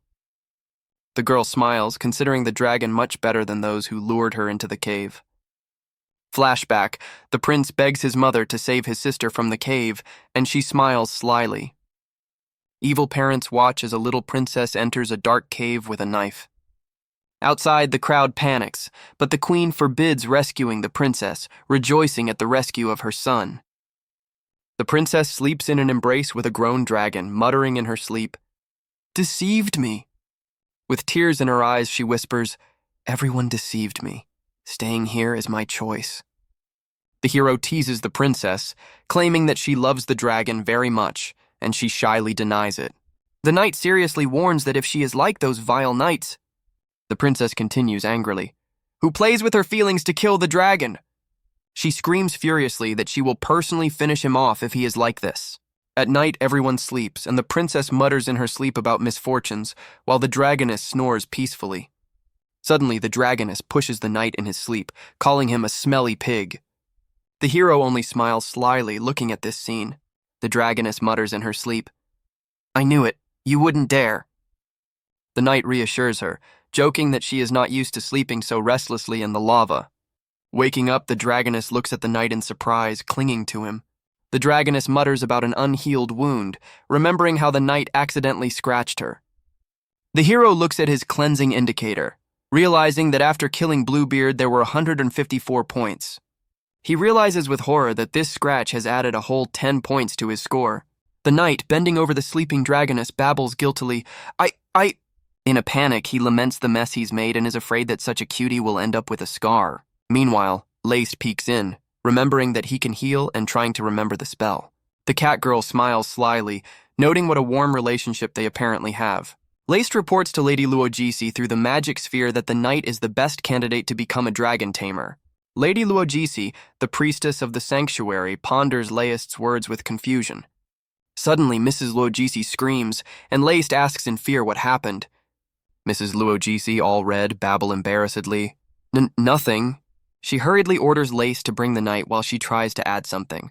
Mrs. Luogisi playfully pushes away someone's hand, asking them not to disturb her while she is doing her business. A muscular male hand with claws holds her ankle, and the inscription playfully hints at pleasure. A male voice with red eyes asks, "And you just liked it, right?" The knight exclaims in shock, "What? You're saying, go to the sanctuary?" Laced explains that the knight's position is dangerous, he is being sought, and powerful enemies may appear. Only the protection of the Holy Virgin from the sanctuary will help to avoid these dangers. The knight is worried. "You're right, but that pig rider also went to the sanctuary. Won't we run into her?" The hero is horrified by the idea of meeting a menacing blue-haired woman who is pursuing him. Laced reassures, "It's okay, she's a commoner, not one of our wolf guards." The image of a stern wolf guard emerges, ready to fight under their banner. The hero touches the eye, and Laced explains that her saliva gives the power of foresight. An interface flashes in the knight's eye, revealing a new ability. Suddenly, a stranger appears, and List sees her laundering an energy scale. The cat girl is shocked. She can actually see the progress bars. The hero is puzzled why he doesn't see the scale on the demoness next to him. The demoness shyly assumes that he is looking at something indecent. Laced explains, "The demoness doesn't have a scale because she's too weak." The demoness indignantly shouts, "I have plenty of this stuff. Are you blind or something?" The demoness gets angry. "Smelly pig, stop sucking up for handouts." The dragoness lifts her dress coquettishly. "What's the point of looking at the big ones? I'll show you something else." The hero nervously mumbles, Okay. Actually, I don't like big," looking at the demoness. The knight is shocked, with his jaw dropped. "Wow, how big," looking at the dragoness. The demoness is indignant. "I just told you I don't like it, it's too big." Above the dragoness is a scale. The dragoness progress bar is filled to 1,000, but the rest requires unlocking. Laced explains that the dragoness does not use true power, because her blood has not yet awakened. The hero asks again in surprise, "Blood?" The cat girl nods, saying that she doesn't know the details. The Holy Virgin must see the dragoness herself. The knight is alarmed. The Holy Virgin wants to see the dragoness? The demoness snorts that she won't even talk without some treats, and the knight ponders Laced's words. The hero thinks that the Holy Virgin may know a way to change his and the dragoness's fate. The dragoness gives him a gentle, charming smile. The knight joyfully exclaims, "Excellent," and grabs the dragoness by the shoulders. The hero announces a campaign to the sanctuary, and the demoness urges everyone on while the dragoness reminds him of her grievance. Laced watches them go, chuckling quietly under his breath. Suddenly, goblins appear on the way and are immediately struck by an unknown force. One of the defeated enemies laments his defeat, but another mentions reinforcements. The goblin leader furiously demands a fee for entry into the sanctuary. The knight asks again with a sly grin, "Help, you say?" The knight stands over the fallen goblins, his scale showing 546 points. The surviving goblins scream in horror as they see their fallen comrades with low health points. A huge goblin chieftain furiously attacks the knight, accusing him of murder for non-payment. The hero counters by pointing out their cannon fodder status and readying his shining sword. A powerful water attack sweeps away enemies, earning the knight experience points. Suddenly, another goblin with a club attacks the knight from ambush. The demoness quickly rushes forward, blocking the blow with her sword. Her determined gaze leaves no doubt. She will protect the hero. The knight is surprised by her sword, and the demoness declares that she also wants glory. Meanwhile, the dragoness delightedly finds gold coins, and the cat girl is perplexed. The knight thanks Laced. Her ability to see the scales helped him gain a lot of experience. The cat girl modestly replies that the knight himself figured out how to use this power. The hero remembers. Even enemies with a red mark fell if his indicator was higher. The knight notes with satisfaction that after all the battles, they finally approaching the majestic sanctuary visible on the horizon. Laced warns that there may be rejected guests at the gates of the sanctuary, ready for a furious attack. Suddenly, huge tentacles burst out from under the ground, catching the heroes by surprise. The tentacles wrap around the demoness and the dragoness. The knight shouts at them to be careful. The hero notices that each tentacle has a health bar with an indicator of 5. The knight orders the girls to attack the tentacles, but the dragoness hesitates. The demoness, believing the hero, swings her sword, shouting, "With your strength, it's not a problem!" The girls furiously slash at the tentacles, dealing 5 damage with each blow. The hero joins the battle, his shining sword cutting through the many tendrils. The knight notices that each vine has its own energy bar, which surprises him. He tries to discern the source of these endless tentacles amidst the chaos. Suddenly a dryad appears, watching the battle with a smile. What tenacity! Excellent fertilizer! The dryad addresses the giant flower with the 500 scale. "Do you like this living food, Barbara?" The hero is shocked. "What the hell? The flower has such a huge energy scale?" The dryad basks in the tentacles. "First I'll eat my fill, then I'll be capricious." And the hero suspects something is wrong. The dragoness turns to the knight. "Hey knight, you're fighting a bit hesitantly." The knight frowns, his scale showing 1,400 points. The hero, entangled in tentacles, sees the knight's scale. This NPC, 1,400 out of 5,000, not cannon fodder. The hero commands the knight, "Let your dragon use her dragon power, call down lightning and retreat." The knight indignantly points at the hero. "Who are you to tell me what to do?" The hero grins. "You are surprisingly stupid, you don't even know the basics of dragon taming." The dragoness is furious, her eyes flashing, lightning crackling around her. The hero explains with a grin, "Dragon power only manifests itself when the dragon is jealous." The hero continues to mock, "You, a country bumpkin, can't even handle an ordinary woman." The knight, his eyes flashing red, hits the hero in the face with all his might. The hero, defeated and still in the tentacles, is shocked. "You hit me?" The knight replies, "Hit me, so what? A special day to choose?" The knight looms over the hero angrily. "Did he say that I can't handle the demonic flower?" The knight's face distorts with rage. "But with women!" It seems this is his sore subject. His fist whistles through the air, ready for another blow. The knight boasts, "I can handle 4, while the demoness and dragoness are perplexed. The dragoness bites her lip in embarrassment, and her chibi version giggles at his words. The demoness shouts back, "Can you handle it? Stop bragging about things you shouldn't." The hero grins from the ground. "Just kidding, even if you have more purification points." The hero's eyes flash red, and the number 1,000 appears above him. "And I've reached the maximum level." His hand is gripping something with a death grip, demonstrating incredible strength. The dryad addresses the flower with many laughing dragon heads. "Barbara, concentrate on your food." Flower monster Barbara lets out a deafening roar as her grip on the hero tightens. The dragoness watches in amazement, her eyes wide with shock. The tentacles squeeze the dragoness more and more tightly, and she moans painfully. Losing consciousness, the dragoness reaches out with her last strength towards the scattered gold coins. The knight, holding the coin, mockingly addresses the hero. "And you said I wouldn't light its flame?" "Watch carefully." The knight prepares for decisive action among the tentacles. The knight throws the dragoness away from danger, saying, "This dragoness, inside and out." The dragoness flies, screaming, "Stinky, coins, hug, every piece." The knight stands on the ground, having thrown the dragoness aside, and severed tentacles explode around him. The flying dragoness looks at the knight with bewilderment, who grins, "Already mine." The knight throws the coins with a grin. "First meeting, don't take it amiss, a gift for you, beauty." The dryad is surprised to catch the coin and mutters, That was a cruel grab." The dragoness's eyes flash purple, full of determination. The girls still in the tentacles look in amazement at the bright flash in the sky. The hero, entangled in vines, exclaims, "Dragon's power!" The dragoness floats in a whirlwind of lightning and water, her power about to be released. Laced shouts in bewilderment, "No, no, dragon power!" The knight shines gold, his energy grows, 1066 out of 1,000 absorbing power. The dryad looks at the dragoness with disdain.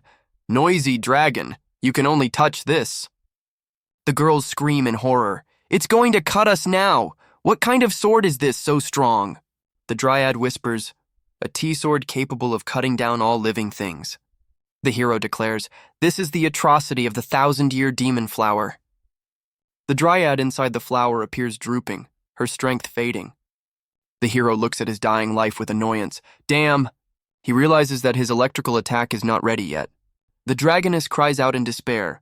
"I can't make it!" Her attack is interrupted. Someone's hand grips the green hair with a death grip. The hero grabbed the dryad by the hair. "If you move, I'll rip your head off." He sucks out her energy. The dryad's scale rapidly drops. "What? He's stealing my power!" The hero's energy grows, and the dryad feels a burning stream coming from him. The hero holds the dryad by the hair. She writhes helplessly under his control. The dryad's life bar shatters into pieces with a crash, reaching zero. The dryad screams in pain. The hero only tightens his grip, intending to teach her a lesson. The demonic flower lets out a long, eerie howl as it loses its power. The hero notices the demoness flying towards the withering flower, while the dryad loses consciousness. The demoness approaches a huge tree, at the foot of which a weakened flower monster writhes. Suddenly, the flower monster explodes into a pillar of cleansing flame. The hero stands in the middle of the fire, and behind him a small dragon is visible. He holds the dragon tenderly, trying to bring her to her senses. "Little dragon, wake up." Inside a withered flower, an exhausted dryad looks sadly into the distance. The dragon dives into a pink flower, surrounded by splashes. The hero holds her in his arms, and she moans pitifully, "I'm hungry, He offers her coins with a smile. "Do you want gold? I left everything for you." The dragoness gnaws the coins with gusto, but then playfully bites the hero's finger. She pouts, "Stinky, you lied to me again," and he apologizes, stroking her head. Suddenly, her power explodes. The numbers grow. She screams, "Then I will beat you for the last time." Her hand reaches out to him, and she says, "But..." The dragoness tenderly embraces the hero, whispering, "Stinky left me some coins." They hug tightly, and she happily declares, "I made peace with the stinker." The demoness squeals in delight, "I'm crazy," and the other one sheepishly comments on her strange tastes. The cat girl is confused. Who is taming whom here? He is taming the dragon, or the dragon is taming him? The demoness notes, "The knight absorbs the dragoness's attacks, turning them into his own energy. What a connection." The dark-haired girl screams in panic, "Careful, dodge quickly!" The hero looks forward with determination, hugging his white-haired companion tightly against the backdrop of a bright flash. They float together in a stream of light, their silhouettes barely discernible in the glow. The bound dryad writhes on the ground, the vines tightening around her. The dryad looks with fear at the boot hanging over her. The enemy is very close. The fair-haired knight sneers at the fallen dryad, criticizing her academy. The dryad, although defeated, throws in his face, "Even if you win, the Holy Virgin will not recognize you." She continues, "People like you who use pets as tools will never become real tamers," and the mice nod in agreement. The cat girl ponders. The knight's mice are exhausted, and the hero is without strength. The knight looks with disdain at the tied-up, fallen-to-the-ground dryad. He grins at the cat's insight. Only a dragon could have charged his mice. His annoyance haste prevents the pets from incinerating her. Grabbing the dryad by the chin, he hisses, "It is not for you to judge my path!" Lifting her by the bonds, he says, "I'm going to the city, do what you want." The hero announces to the white-haired girl with a smile, "It's funny, I'm heading to the city too." Suddenly, the hero's hand breaks the vines that bind the dryad. To the stunned dryad, he suggests, "If that's the case, let's go together." He throws his cloak over the embarrassed dryad, hiding her from prying eyes. The hero looks at the dryad, declaring, "It's no use refusing." He straightens her cloak. "You still won't defeat me, right?" The blonde knight is seething with anger. "That bastard! I won't mess with him." The knight leaves, saying, "As you wish, if you are not afraid of problems, go." A group of heroes undergo scanning at the gates of a majestic city. The system identifies the dryad, past, student of the Kulita Academy. The gates swing open, inviting, "Welcome to the holy city." The hero and his companions are stunned by the debauchery they see on the streets. The beastmen are in ecstasy from the caresses of their masters. Moans and whispers are everywhere. One of the girls covers her mouth with her hand, amazed. "The holy city. It's not called that for nothing." The hero stares in shock at the revealing poster, muttering, "It's just..." His companions blush and turn away, clearly embarrassed by the spectacle. In front of him is a shop offering the services of beast girls with prices listed. A rabbit girl for 1,000 coins coquettishly gnaws on a carrot. The black-haired cat with a predatory look is valued at 3,000, and the shy mermaid with blue hair costs a whole 5,000. Meanwhile, the fair-haired knight carries the dryad on his shoulder through the crowd, muttering, "Bunch of idiots." He looks ahead angrily, promising, "Soon you won't be laughing anymore." The knight roughly throws the dryad to the ground, shouting, "And you too!" The dryad covers her face in horror, and the knight smirks. A naked tamer here is a sensation. The knight gloats, "You will become a laughingstock for the entire Holy Land." The crowd approaches with lustful comments, "Beauty, don't hide your face!" The dryad tries to cover herself in horror, while onlookers discuss whether she is a pet. One of the crowd suggests checking her peculiarities to find out the truth. The dryad screams at them in despair, "Get lost!" A sudden wave of energy throws back the insolent ones. The dryad trembles. The stunned crowd does not understand where this power came from. The dryad looks at the hero, who notices her hot temper, but also her cruelty. The hero decides to intervene. Watching freaks mock a beauty is tasteless. The cat girl cries out in alarm, "Be careful, these pets are not easy." The hero looks at his hand in surprise, as if he felt something. The pink-haired beast girl attacks the hero with a sharp kick, but he dodges. The hero easily catches her wrist, grinning. Such wildness is not interesting. The beast woman grins furiously, shouting that she has seen everything. He holds her back, thinking about the rarity of pets and how she is no match for a dragon. The white-haired dragoness covers her mouth in embarrassment after hearing the compliment. The hero notices strange indicators in the beast girl. Her strength is growing unnaturally. The cat girl explains worriedly, "It's because of the poison curse." She continues, "This is what immoral tamers do, forcibly awakening potential." The hero realizes in shock, "The curse of Yi Tong." The pink-haired beast girl screams, entangled in glowing ribbons. The cat girl explains, "Cursed pets fight to the death, sacrificing their lives." The hero is horrified. "If I don't defeat them, will they die?" The captive is indignant. "Strong men hide behind the backs of weak creatures." The hero's face is distorted with rage. "What bastards you are!" 3 beast girls scream shrilly, engulfed in a pink glow. The hero waves his hand, enclosing each girl in a protective sphere. The white-haired dragoness angrily shouts at her offenders, "Oh, you dirty pig!" A group of men mock the hero, threatening to kill him. 2 of them attack the hero with purple energy blasts, and he screams, "Damn!" The white-haired dragon unleashes her true power. "Dragon's Majesty!" A powerful wave of golden energy repels the purple attacks and the attackers themselves. The villains are shocked and bruised and do not understand what hit them. The dragoness, with her dress torn, furiously declares, "You all deserve to die!" Suddenly, she pounces on the hero, jealous. "Why die with these females?" The cat girl was amazed. The dragon released its power twice. Amazing. The hero calms the dragoness. Okay, I definitely won't die with you." Suddenly, the dragoness screams in pain, clutching her shoulder. A strange burn appears on her shoulder, leaving her puzzled. The hero picks up the weakening dragoness. She whispers, "Suddenly, so hot." The dragoness writhes in his arms, begging, "Pig, think of something. It's unbearable." The hero holds her in confusion. She whispers, "Dragon, what should I do?" The villain gloats, "It worked. My magic potion worked." He continues, "I didn't think I could catch the legendary dragon." The hero is furious. The villain mockingly explains, "This is the palace's secret potion mixed with my blood." He declares, "From now on, this dragoness in your hands is mine." The villain hints with a nasty grin, "Use it for its intended purpose, got it?" The dragoness screams in horror, "No, don't!" The villain anticipates fun. Suddenly, the villain's face is crossed by a red cross. He is surprised. An invisible force throws the villain back. He screams in surprise. The hero, hiding his face, grins evilly. "You made me laugh."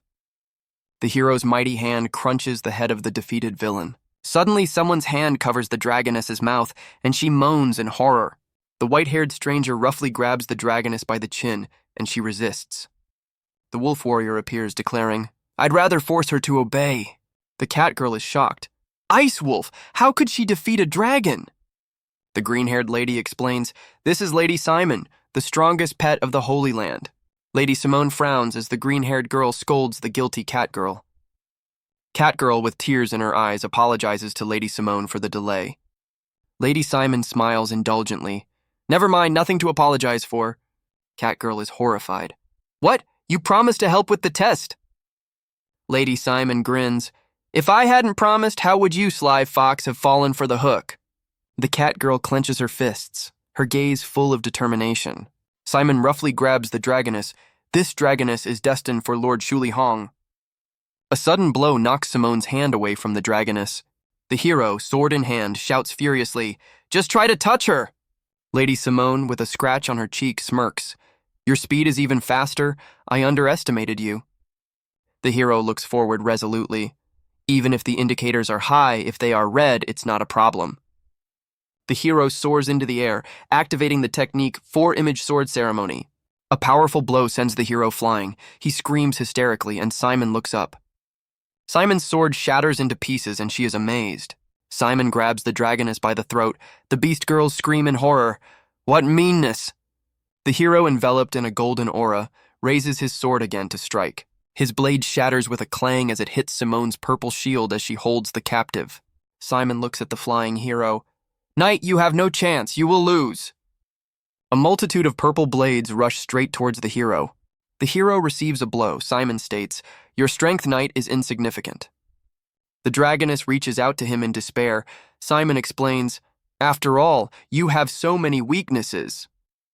The hero, engulfed in a fiery aura, shouts, "Kuros, hold on, do you hear me?" 2 girls fly through the whirlwind, one screaming, "Don't give up! The dragon needs help!" Below, a cry, "Goddess of War, it's too dangerous!"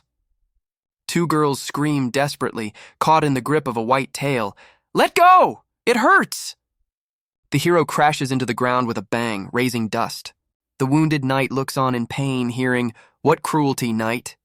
Simon strangles the dragoness. She screams, "Pig! No need, let go!" The captured girls rush about. One begs, "Goddess of War, don't move, it will only get worse." The hero looks forward with determination as the dragoness pleads, "Please let him go." The dragoness asks in despair, "What else can be done?" Tears flow down the dragoness's face. She whispers, "Pig, get up. Don't sleep." The cat girl watches in horror, her eyes wide. Lady Simon looks down mockingly. "This thing is unfamiliar to you, isn't it?" Simon points to the shining mark. "The reward of hundreds of trials, the sign of my master." She boasts, "I am connected to the lady like a sword to its scabbard. Her magic is my strength." The hero grins from the ground. "So your strength comes from your mistress? What a sycophant." Simon is furious. "Shut up, human. A pet is born to serve. You wouldn't understand." She angrily asks, "Only a fool would turn a dragon into a useless burden. Do you even realize what you're doing?" The hero mutters in confusion, He clearly did not expect such pressure. He explodes. Who will figure it out anyway? I caught it from the sky, that's good! The hero continues to shout, and about victims they talk about mutual consent. I hate tigresses like you. Simone is stunned by his words. What? A tigress? What tigress? The hero turns away with contempt. Forget it. A slave like you wouldn't understand anyway. The hero clenches his fist, beginning his explanation. If we're going to talk, he, blushing, continues, if you insist, why did I take her from that cave? The hero explodes with a cry. Who would leave the beauty who stole his first kiss to be torn apart by some heroes? Simon and the captives in her tale are stunned. One whispers, but it sounds convincing. The hero looks at Simone resolutely. So even if she is useless, I will not allow you to hurt her. The dragoness is touched by his words with tears in her eyes, whispering, pig.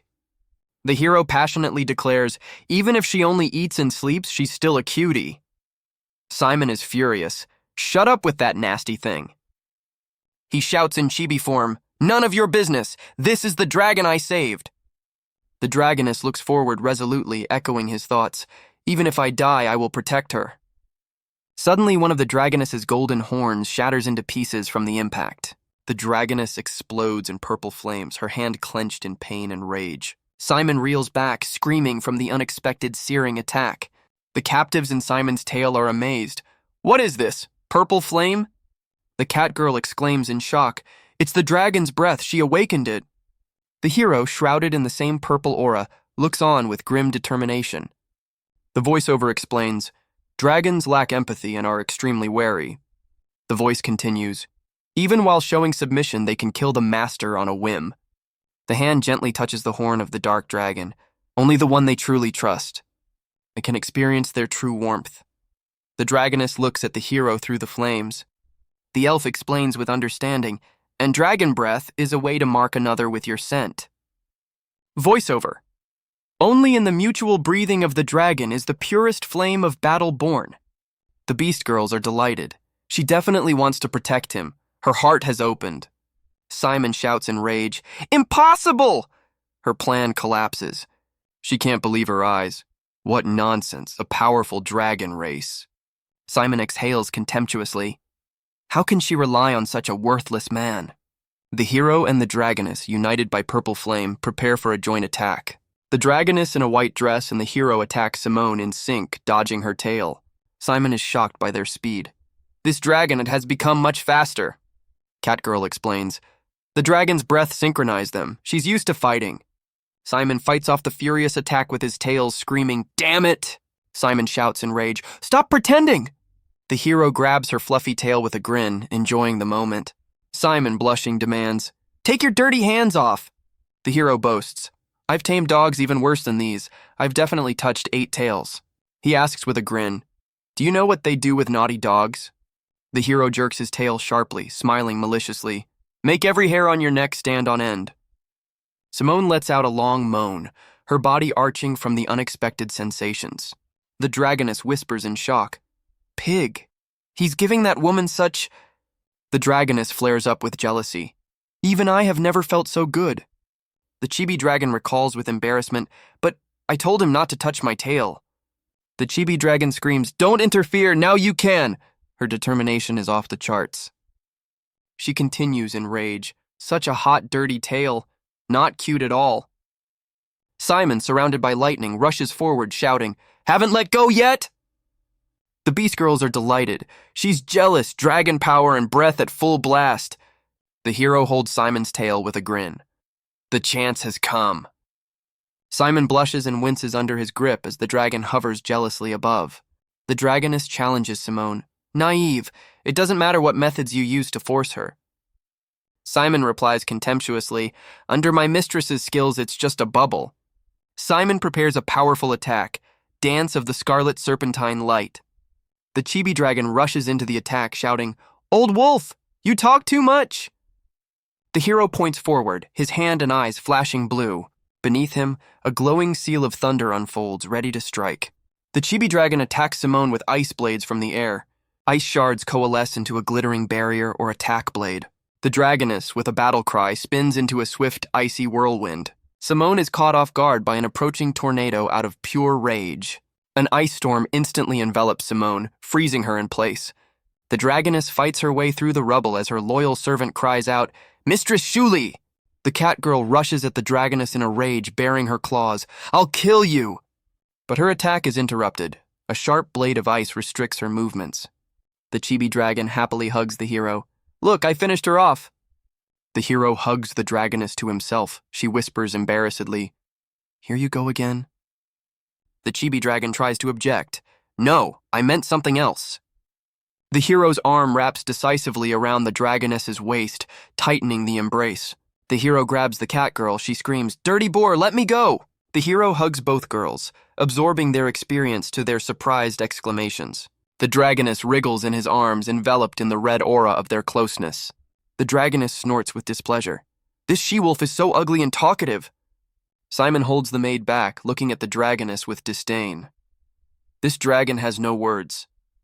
The dragoness is suddenly bound by red energy rings, depriving her of her freedom. Simon gloats, "You need to be taught a good lesson, mind your own business." Simon's red bonds attack the hero and the dragoness as they fly through the ice shards. Suddenly, a new figure in red appears, waving dismissively. "I'm too lazy to bother with you either." The hero and the dragoness try to escape from the new threat, looking ahead tensely. They are both quickly entangled in red energy bundles. The hero is surprised. "How fast?"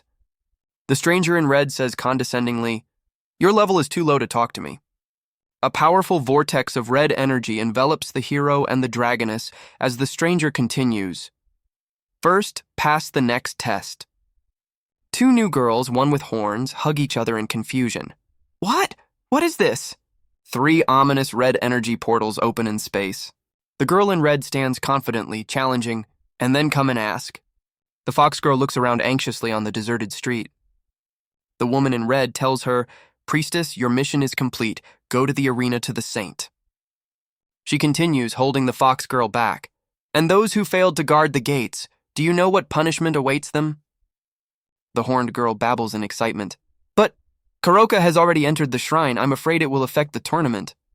The woman in red coldly replies, "Watch yourself." Space is distorted, transporting the heroes to an unknown dimension. A bright flash blinds, the dragoness screams, "My eyes!" and the hero covers her. The hero, hugging the dragoness, is amazed. Who is this woman capable of opening such a portal? He frowns, thinking, and that blinding red light? What is it? An announcement appears on the screen. "Welcome to the 99th Divine Pet Academy qualifying tournament."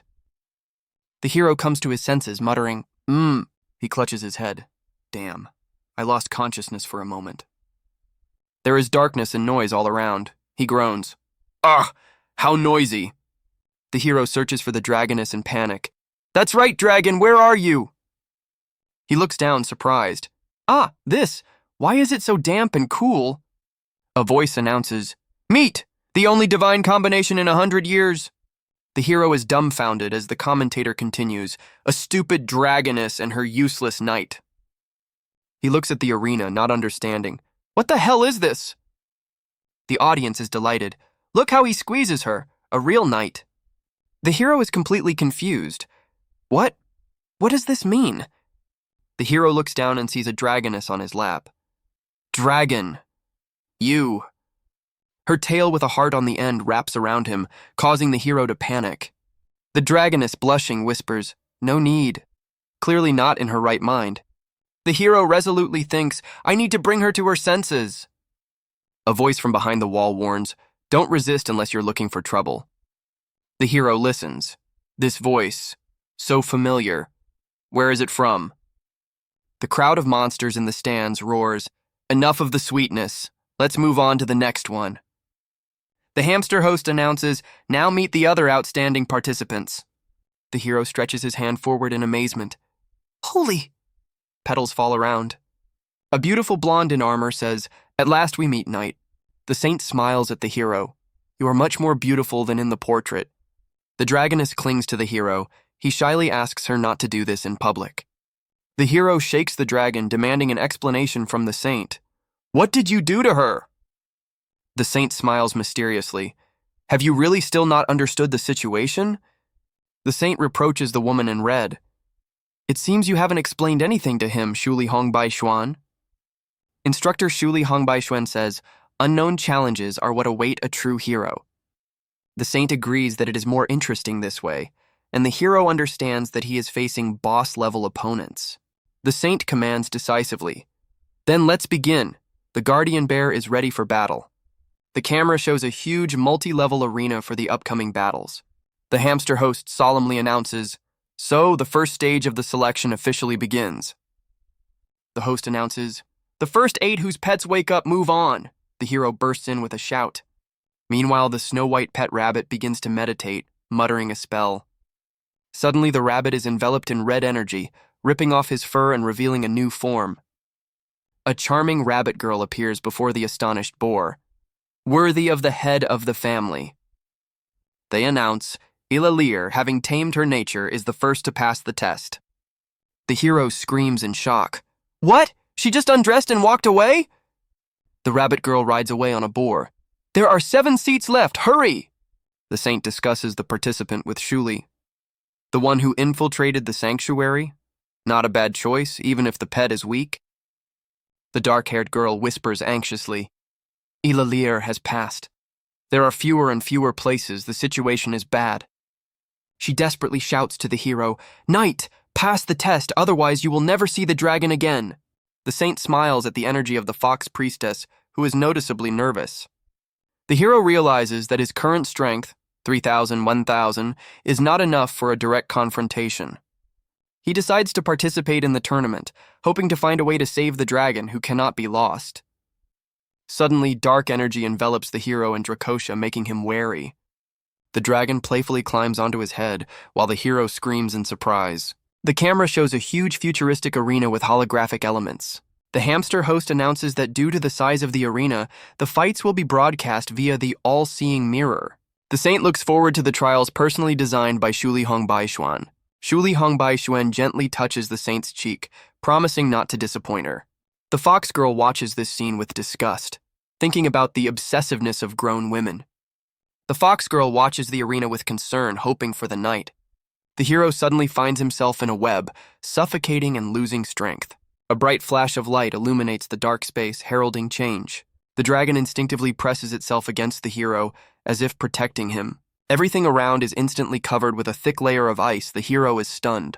A whole icy world appears before them, a castle and frozen figures. Among the ice sculptures, the hero notices a familiar face frozen in the ice. The frozen figures seem to dance to the ominous inscription about a collapsing bridge. The hero shivers from the piercing cold, trying to get to his feet. The huge ice figure of the dragon looms over him, and he calls out to her in horror. The hero screams in despair at the ice dragon, begging her to move. The dragon furiously breaks free from its icy captivity before the hero's eyes. The hero shouts at the dragon, trying to calm him down among the shards of ice. The released dragon is enveloped in a powerful purple aura, gaining strength. The dragon's icy roar shakes everything around, releasing cold energy. The poor little dragon is crying. A huge ice floe is falling on him. The hero is furious. Damn mechanism, you scared the child. He is ready to defend. Deciding to figure out the cause, he set his sights on the ice creatures. New hostile figures are formed from the icy vortices on the ground. A giant ice golem appears in front of him, an unexpected enemy. 2 mysterious observers comment on what is happening from above. One of the observers, Shuli, smirks. Are you playing around again? In response, a column of furious flame bursts out, crushing the ice. Bastards, he mutters, clenching his fists until they turn white. Rage overwhelms him. Decided to play dirty, huh? The observers are amazed by his directness. Wow, he doesn't mince words. He looks at his enemy defiantly. I didn't want this, but you forced me. The protagonist attacks the ice giant. You asked for this. Long may, the hero exclaims, seeing the new mighty ice dragon. He desperately shouts to someone, Quickly get out of here! At the ice throne, the girl is in despair. The great ice dragon demands my service. The little boy says with tears in his eyes, If I don't obey, she'll freeze you. The dragon, enveloped in power, decides, now or never. The hero's gaze is full of determination. He is ready for battle. The enemy activates the ice spell, Mirror of Myriad Snow Needles. The purple dragon energy clashes violently with the ice magic. The magical formation cracks under the onslaught of unbridled power. Shuli barely holds back a counterattack, her hand enveloped in energy. The second observer is amazed. He turned her own spell against her. The announcer panicked. Lady Shuli Hong is injured. The knight broke through her magic. Shuli cuts him off abruptly. Shut up and do your job. The girl is entangled in vines. The commentator is distracted by others. Pink energy envelops her hand, preparing a counterattack. Powerful pink blades rain down on the plant monster. The girl smiles shyly. She moved on, having pacified the flower. An orc fan is delighted by her sweet cruelty. The animal commentator understands why the flower avoided her. He is interested in the successes of other plant tamers. Suddenly, the scene changes to icy fog and golden tentacles. An enraged bull-like monster appears ready to fight. Another participant, pinned to the ground, decides to try a desperate move. The participant sees a bull flying towards her, but there is no choice between two evils. The bull panics and realizes you can only crush one thing. Close up, the monster's eyes are wide with horror. He is covered in sweat. The girl meets the attack chest first with a battle cry. She grabs the bull tightly and it lets out a muffled squeak. The observer with horns whispers admiringly, "Worthy of the goddess of war." The mouse commentator is shocked. This woman, is she really a newbie? Contestant Aulaya is moving on. Suddenly, one of the screens bursts into purple flames. What is this? The commentator is thrown back by the shockwave. What pressure! The mirror of 10,000 images can't withstand it. In the center of the raging purple flame, a silhouette is visible. Could all this really be coming from that knight? Even the magical ice dragon that creates space will be incinerated by this flame. The hero concentrates his power, shouting, "Holy sword!"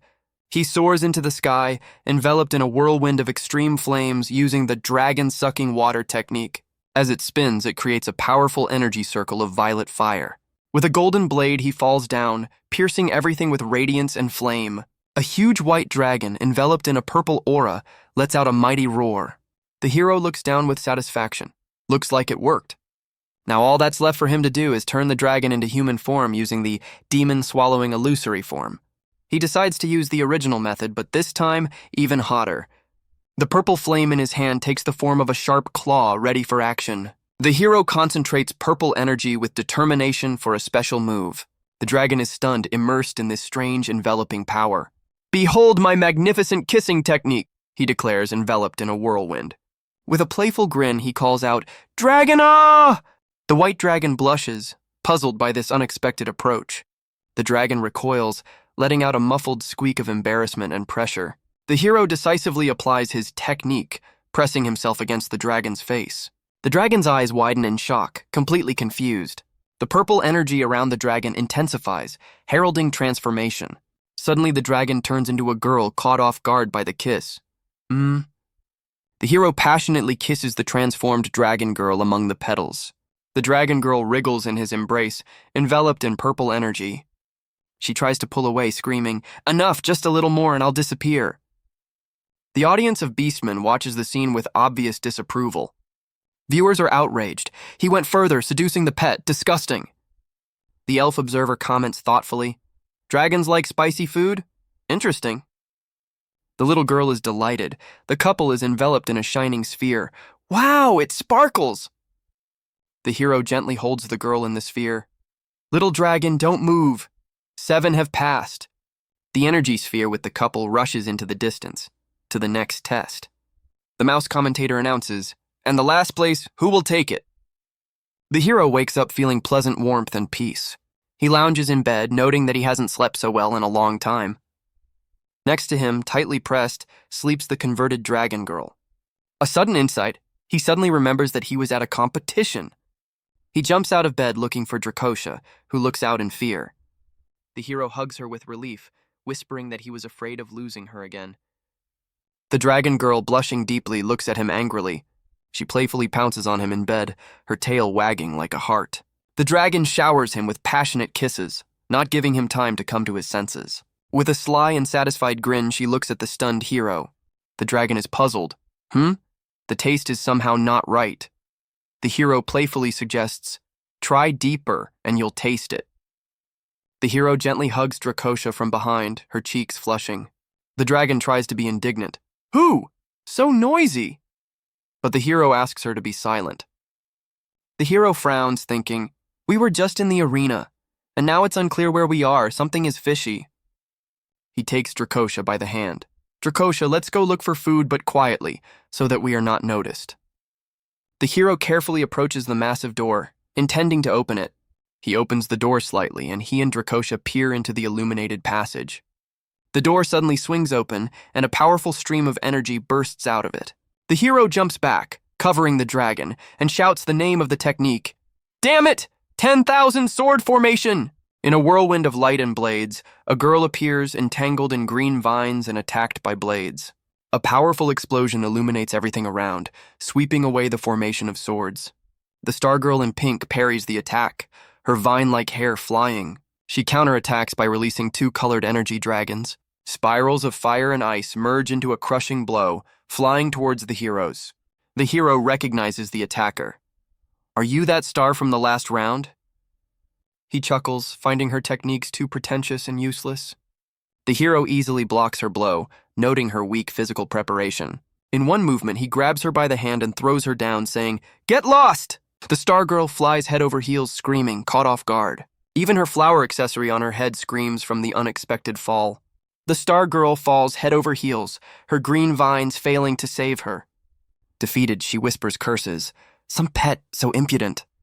The dragon fiercely defends. You called him a pig? I'll give it to you! The Stargirl cries in tears. You are in the castle of the Holy Virgin. Aren't you afraid of punishment? The hero is puzzled.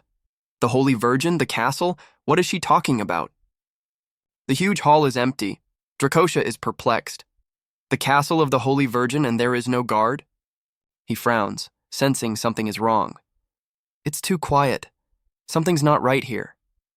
The couple walks to a large window to check out the outside. With a sharp movement, the hero opens the window, letting in bright daylight. His watchful eyes scan the surroundings for answers. The hero notices the sky around is completely fake. A surprised blonde is watching him in the magical sphere. Her companion in red smiles. The illusion didn't work. And this is all a new show for an enthusiastic audience in the arena. Meanwhile, the defeated star whispers, He is really strong? The Heigelin family? She is furious. Give the man back. You have invaded the castle of the Holy Virgin. Suddenly, a commanding voice is heard. Enough! A rabbit girl appears. The blue-haired guard threatens. For desecration of the shrine, a fiery execution! With a sly smile, she mutters, Humiliation, you say? And the Stargirl blushes, remembering, that pervert, he was so comfortable. The Stargirl blushes, admitting to herself a strange attraction. Suddenly, she is given the humiliatingly low D rank. The commentator Mouse is shocked. D rank? How is that possible? He wonders what Mrs. Chinksy did to earn such a low rating. The blonde calmly notes, Cincy does not shine with intelligence and ambition. The commentator Mouse suggests stopping the competition due to conflicts. The girl in red is adamant. No need, it's part of the test. 8 chosen ones, each with their own character, are doomed to clash. The rabbit girl fiercely defends Chinksy. The Maji family will not give in. She summons the golden demon guardian to silence everyone. The rabbit girl, engulfed in flames, scornfully throws out, And this is your crude paw? She is sure that who will become a high-ranking warrior is immediately visible, and the cool breeze only refreshes. Her body is enveloped in sacred flame, ready to incinerate the enemy. Suddenly, a cat girl appears on the stage, playfully declaring, Meow! The cat attacks. One claw, instant death, her eyes burning with excitement. The hero with glasses is shocked by such a sudden and furious attack. His clothes fly to shreds, exposing his torso. He screams in pain. The result is disappointing. The hero is only awarded a C rank. The cat girl grins victoriously as the defeated hero falls, whispering, The claws are sharp. Chinksy is in despair. I should have helped, but they lost so ugly. Chinksy receives a humiliating D rank. The rabbit girl orders the cat to attack. The cat receives rank B. The cat rejoices, enjoying her victory. She assumes a fighting stance, preparing for another jump. The girls watch the cat, discussing its magic. The cat feels a strong aura. She rushes into attack with incredible speed. The hero in glasses tries to dodge. The cat is triumphant after catching its prey. The cat girl flies down with a scream, thrown back by someone's powerful hand. As the cat falls, she looks up in amazement, and the rabbit girl watches her flight. The hero catches the horned girl, warning, "Be careful, you can't fly." A rabbit girl carries a cat on her shoulder. Someone comments, "A rabbit with a pig is a disgrace to the pet world." The rabbit girl's determined look, "I'm just punishing this noisy man." The rabbit girl is furious. Rabbits are so cute, no one dares to scold them. The rabbit girl explains to the cat, "The ancient spirit of the cat is a powerful spirit." The hero's powerful aura became a shield, preventing the cat from absorbing other people's energy. The cat, enchanted by the hero, looks up at him with adoration. Suddenly, a fearsome dragon girl appears, intending to completely break the cat.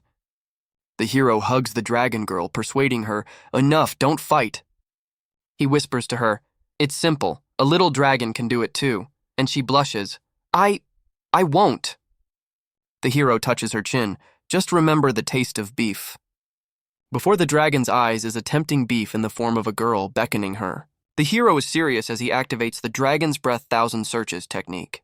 The dragon girl is enveloped in a pink aura and feels an irresistible hunger. Her violet eyes reflect purpose, her horns flashing for a moment. The dragon girl runs away screaming, "It's there!" She runs down the corridor, the others shouting after her, "Forward!" The dragon girl's path is blocked by a massive locked door. The door shatters into pieces from a powerful energy blow. A horned girl, shrouded in lightning, appears from behind the rubble. Her eyes glow with pure, uncontrollable energy. She hangs in the air, emitting waves of power. Someone's hand flashes purple, displaying dragon might. The hero grabs another girl using the crushing thunder pillar technique. Two streams of energy collide, creating a blinding flash. The observers are shocked by the incredible tension. Someone shouts, "Beast Bull!" The hero's hand is now shrouded in blue lightning, and the rings on his fingers glow. The mysterious cloaked figure sneers, "Unpleasant night. This is the perfect vessel for thunder." The mysterious cloaked figure asks, "You're also happy about your comrade's buff, aren't you?" The young man in purple lightning is confident, "Give up. This is a test. I have already won." The onlookers comment, "Showy tricks like that woman, that bastard." The red-haired one grins, "Not a single indicator is lit. What's there to brag about?" The cloaked figure calmly remarks, "It's a shame you were too hasty." He asks again in surprise, "What do you mean?" The blue aura swirling. A sudden blow. The cloaked figure is surrounded by spheres of energy, eyes sparkling. A crowned warrior in blue recoils from a powerful explosion, steam rising around her. The blonde receives rank B. Her loyalty and bravery are noted by the system. The hero is furious, lightning enveloping his fist. "Thunderbull!" The horned warrior unleashes power, surrounded by lightning and explosions. Her eyes glow red, her hand clutching lightning, aiming at the crowned girl. Their gazes collide. One furious, the other alarmed and reflective. The dragon girl shouts to the hero, "Pig, save her!" He reassures, "Everything is fine, Long Long." The crowned maiden watches in horror as Beast Boy reaches out to her, whispering her name. The hero looks confidently into the distance. "My instincts will not fail me." The ox clutches his head as if losing control. The caption reads, "Rude NPC." The crowned warrior catches the falling beast ox, who looks exhausted. The figure in the cloak grins maliciously, "With this, you only harmed her." The crowned one holds the beast ox, realizing that the break in the connection with the ring caused her to collapse. The cloaked figure gloats, "She will become nothing more than an unconscious vessel." The hero quickly punches the villain in the face, interrupting his speech. He coldly says, "The old doctor was silent, and you, magician, don't interfere." The cloaked figure flies back from the blow, contorted in pain. The rabbit girl is shocked. The hero confirms, "He's right. Her body is already stiff." The crowned one and the dragon panic over the beast ox. "The meat will spoil. Don't say that. She'll die." The crowned one asks the hero with concern, She won't die, will she?" The hero examines the ox's leg. The dragon is perplexed. "Pig, what are you doing?" The hero takes out a nail file. "Don't panic. First, let's file the hooves." The crowned one shouts, "Now is not the time for a manicure." He retorts, "It will relieve tension." The hero skillfully handles the hoof of the beast ox, her leg gracefully curved. The hero's eyes sparkle as he exclaims, "Even an old worker would say it's refreshing." The ox moans from the touch of her foot, pedals around. Beast Ox's face turns red and she lets out a long moan of pleasure. The ox whispers with his eyes closed, "What a fresh, pleasant aroma." She is overcome with a feeling of happiness, as if she were in an endless meadow. The dragon girl laughs as she sees Oxbeast melting. "Ah, she's gone limp! So good!" The crowned one thinks with annoyance, "Stupid beast ox, this pig is always so rude to her." The crowned one blushes, imagining, "I wonder if the pig did that to me." The hero notices the embarrassment of the crowned one. What a disobedient dragon, she must be punished. The crowned dragon lets out a long groan, blushing with embarrassment. The hero looks at the embarrassed dragon with a predatory gleam in his eyes. He playfully tickles her foot with a nail file, his eyes sparkling with mischief. The dragon covers his face with his hands, screaming, "I can't think about this anymore." The onlookers whisper, "This knight isn't so bad, he's gentle with girls." The boy in purple receives a B rank, his trial is complete. He mutters in disappointment, "Making students fight from the start is so boring." The hero angrily asks, "Is it really impossible to show at least a drop of dignity?" A shining sphere appears before them, inside which a city is visible. The red-haired teacher frowned as she listened to her students scold her. The blonde announces, "It's time for your main battle card." Numerous dark figures are rapidly falling from the sky. Multicolored beams of energy rain down on the shrine, causing explosions. The characters look at the destruction in horror. One girl falls to her knees. The blue-haired warrior shouts, "These are tamers who haven't played together yet." A squad of wasteland wolves is on the attack. How to deal with this threat? A determined voice commands, "Saliva, attack!" The cat girl responds readily and rushes forward. The hero roars and strikes one of the wolf warriors. The blue-haired man is surprised to recognize the figure in the cloak. "Mr. Jeje, are you here too?" Jesse estimates the tamer's strength, seeing his combat power at 8,000. Sally, a cat girl, finds herself surrounded by ferocious wolf warriors. One of the wolves swings an axe, Sally screaming in horror at the imminent attack. The cat girl is trapped in a glowing sphere, and she floats helplessly in the air. Jeje deftly catches Saliva, saving her at the last moment. He remarks with a grin, "Hey, your wolf is being bullied." The hero taunts Jeje. "Not saving her is not your style as a king." Jeje gives the hero a stern, displeased look. He commands Saliva imperiously, "Saliva, come to me." The cat girl turns away, whispering, "I'm sorry, don't pay attention to me." Jeje grabs Saliva's chin imperiously. "When did my pet learn to ask strangers for help?" Sally, blushing, whispers, "Forgive me, master. Such a disgrace will not happen again." The rabbit girl looks at Jeje with disgust. "He's so disgusting." The hero unexpectedly agrees with her, "And I suddenly started to like you more." A new figure appears, a girl from the Ace Squad, ready for battle. She confidently walks through the crowd of wolf warriors, calling out, "Don't relax!" The girl from Ace decisively states, "The main thing is to complete the task." Someone's hand holds a shining sphere in which the city is visible as if in the palm of your hand. The other cat girl whispers anxiously, looking away, "Sister." The crowd is shocked. This is the leader of the fierce wolf clan. They became mercenaries in the trial? The cat girl is outraged. "My clan are great warriors, not pawns in a test." Her eyes sparkle with determination. She is the key NPC of this battle. The mentor explains, the Ice Wolf clan is eager to return to its former glory. The leader of the Desert Wolves prepares an illusionary formation above the city. A horde of ferocious wolf warriors with glowing eyes are ready to attack. Hundreds of dark silhouettes descend upon the city, their numbers growing. The blue-haired warrior calls upon the golden demons, "I will dispel their illusions."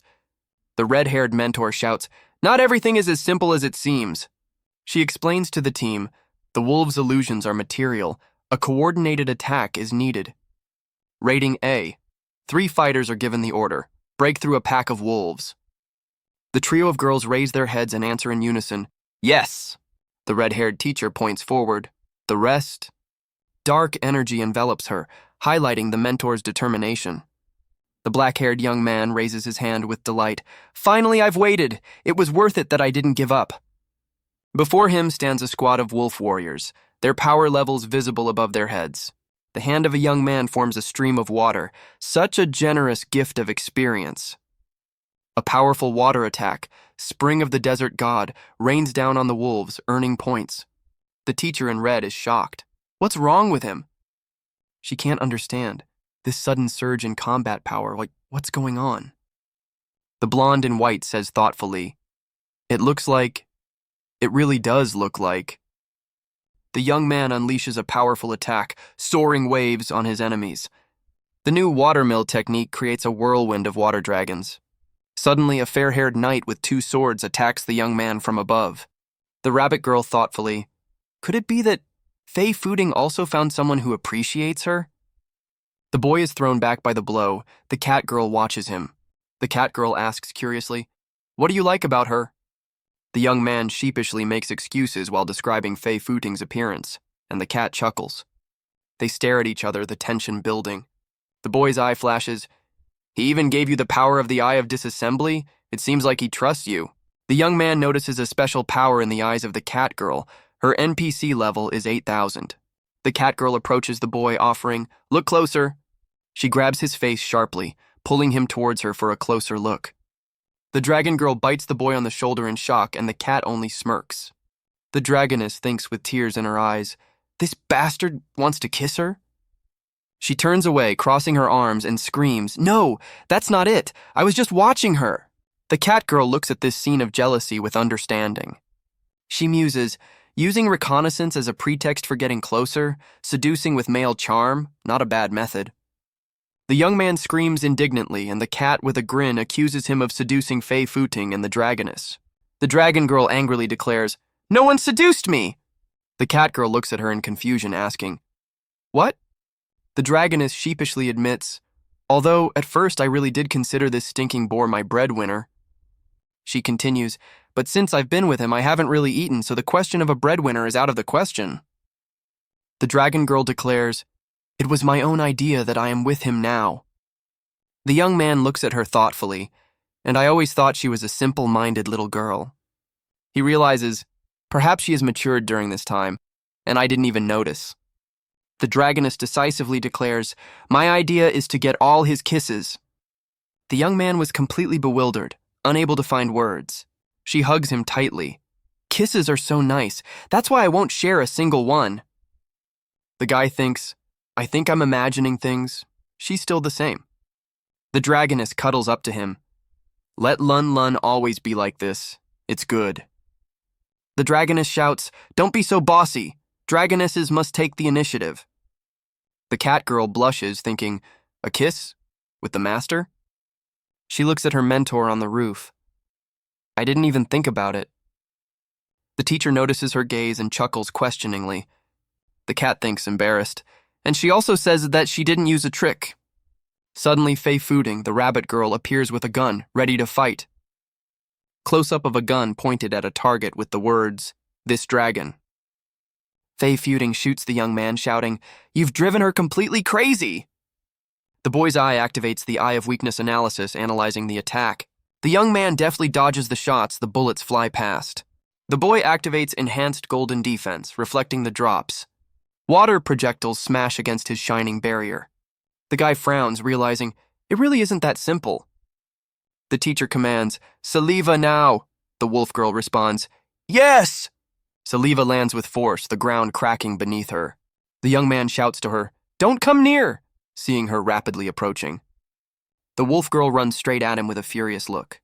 Fei Fuding, holding a gun, sneered, Ice wolves, all you can do is wag your tails? Her hand grips the gun and she thinks, this is the real trick. Fei Fuding shoots, releasing flames, and declares, I'm sick to death of it. Fei Fuding's fire projectiles hit the wolf's tail, leaving behind smoke. Saliva looks on in shock at the unexpected attack. The teacher shouts, Saliva, dodge! The she-wolf clenches her teeth, whispering, no, I can't. The wounded Saliva clutches her stomach. She is clearly in pain. She sees more fireballs flying straight towards her. Suddenly, the swords reflect the fiery projectiles with a ringing sound. Fei Fuding snorted in surprise. Huh? It is the swords of the fair-haired knight that saved the she-wolf. The young man finds himself between a she-wolf and a dragon, thinking, damn, my sword. The young man sighs with relief, looking at the wolf's tail. It's good that I didn't set it on fire. Saliva blushes, realizing he saved me again. The guy praises her tail, and the she-wolf thinks shyly, he said, beautiful. The mentor shouts from the roof, "If she's a man, fight next to her, don't hide!" Suddenly, a mysterious long-haired warrior in a cloak appears. He lands spectacularly on the roof, radiating power. The warrior extends his hand, demanding imperiously, "Give me Saliwa." Close up, Saliva still holding her hand to her injured side. The young man asks the she-wolf with concern, "Are you okay?" She replies, "I'm fine, thank you." The boy encloses Saliwa in a protective barrier, preparing to fight the warrior. Fei Feuding watches from below the two couples, the youth with the dragoness and the warrior with Saliwa in the sphere. The rabbit with the gun snorts, indeed two completely different men. She smiles slyly, taking aim. "Which one of you should I shoot first?" Her eyes sparkle, scanning them. "After all, your bodies..." Fei Feuding sees their energy flows, noting, "Much more interesting to study than your thoughts." The young man replies with a grin, "Really? I think you should get to know my character first." The rabbit asks again, puzzled, "What?" Suddenly, Fei Feuding blushes, her eyes widen and hearts fly around. Her legs are enveloped in purple energy and she whispers, "Ah, what is this?" The bunny girl realizes in shock, "When? I didn't even notice." The young man explains with a grin, "For example, I can't stand two-faced people even if they are women." The rabbit exclaims in horror, It's... She seems to be thrown back by an invisible force, the ground beneath her cracking. Fei Feuding writhes in purple discharges, screaming, "This bastard!" The girl with horns whispers, "Kuros has become much stronger." Another one is surprised. "From an electric shock. Does that really happen?" The knight praises, "What a smart young man." The cat adds, "His stats have already grown in battle." The young man is surrounded by lightning. His strength is 7,500 Plo 2000, he thinks. "With Karuka's artifacts, I will defeat my sister." He rushes towards Fei Feuding, who is still shrouded in purple energy and embarrassed. The guy looks at it intently, thinking, "I still don't see..." He does not find any seal of power accumulation on her body and is perplexed. Fei Feuding is perplexed. "What are you doing?" The young man replies, "It's none of your business." The boy realizes, "My previous attack is useless. That means the seal is in a different place." He suddenly appears behind her, touching her neck and declaring, "Found it." His eyes shine as he demands, "Help me see the true essence of this sanctuary." Two giant figures appear in the sky. The guy concludes, "So this is your doing." The young man teases them, "You have double chins." The teacher retorts, "It suits girls." The teacher looks at the flying boy with bewilderment. "Who are you talking to?" He promises, "You'll find out soon." The blonde girl takes aim. The interface shows breakthrough point. She declares, "Enough of this one-sided bullying." The boy asks the dragoness, "Lun Lun, lend me your horn." She is surprised, but agrees. In chibi style, the young man is already holding her broken horn. The dragoness is in shock. The young man clutches the horn, thinking, "I've been wanting to do this for a long time." The mentor and the blonde are shocked, not believing the power of the horn attack. "He won't break through my defense." The mentor is surrounded by dark energy. The guy looks at the giant figure in the sky, the last hope of the sanctuary. The horn in his hand flares up, turning into the beautiful dragon sword. The mentor is stunned. "He changed the shape of the dragon horn?" The young man swings a shining blade. The teacher suspects, "Were you hiding your power?" "What power?" the guy screams. "This is pure rage!" He charges forward, screaming, "I just want to be with her. Stop getting in the way." The teacher blushes, looking at his huge sword. "So big and sharp?" The young man grins and offers the mentor to experience the pain of being pierced. The teacher, shocked and confused, exclaims, "What?" The guy screams that an emotionless NPC like her needs to experience this to become a woman. He rushes into the attack, promising that after this she will stop living indifferently. The sword pierces her. The teacher screams from the unexpected sensation. The blonde looks at the impaled teacher in horror, shouting her name. "Shuli Hongbai-jun!" The mentor blushes, feeling an unfamiliar heat spreading through her body. She describes it as a wet and hot feeling that she had never experienced even with the saint. The teacher tries to resist, whispering that she is the noble Baijun and cannot give in. She desperately tells herself that she must not lose her composure, even though her legs are already giving way. The blonde looks at the defeated mentor in shock, screaming her name. Suddenly, the blonde screams, her face distorting from the unexpected slap. She falls to her knees, her hair flying, screaming in surprise and embarrassment. The young man stands above them, breathing a sigh of relief. Finally got out. He thoughtfully recalls, Just now when I jumped, it was as if I touched something soft and elastic. The crowd is amazed. What happened? It happened too fast. I didn't see anything. The blonde, blushing, accuses the young man. This is outrageous, Knight. You humiliated me so in public. She continues angrily. Don't pretend to be innocent. Misdeeds are punishable. A close-up shows a reddened mark on her body from recent contact. A light bulb came on above the young man's head. He seemed to understand the reason for her confusion. The young man suggests with a smile, maybe we should check if there was a misunderstanding. A sharp slap echoes across the arena, silencing everyone. The blonde squeals again, receiving another sensitive blow. Her face contorts with pain and humiliation, and she lets out a long scream. The crowd is in complete shock, not believing their eyes, and lets out cries of amazement. The chibi guy admits, okay, I hit you this time, sorry. He suddenly shouts, Lun Lun, and something golden flies forward. Dragoness Lun Lun flies through the air with a surprised cry.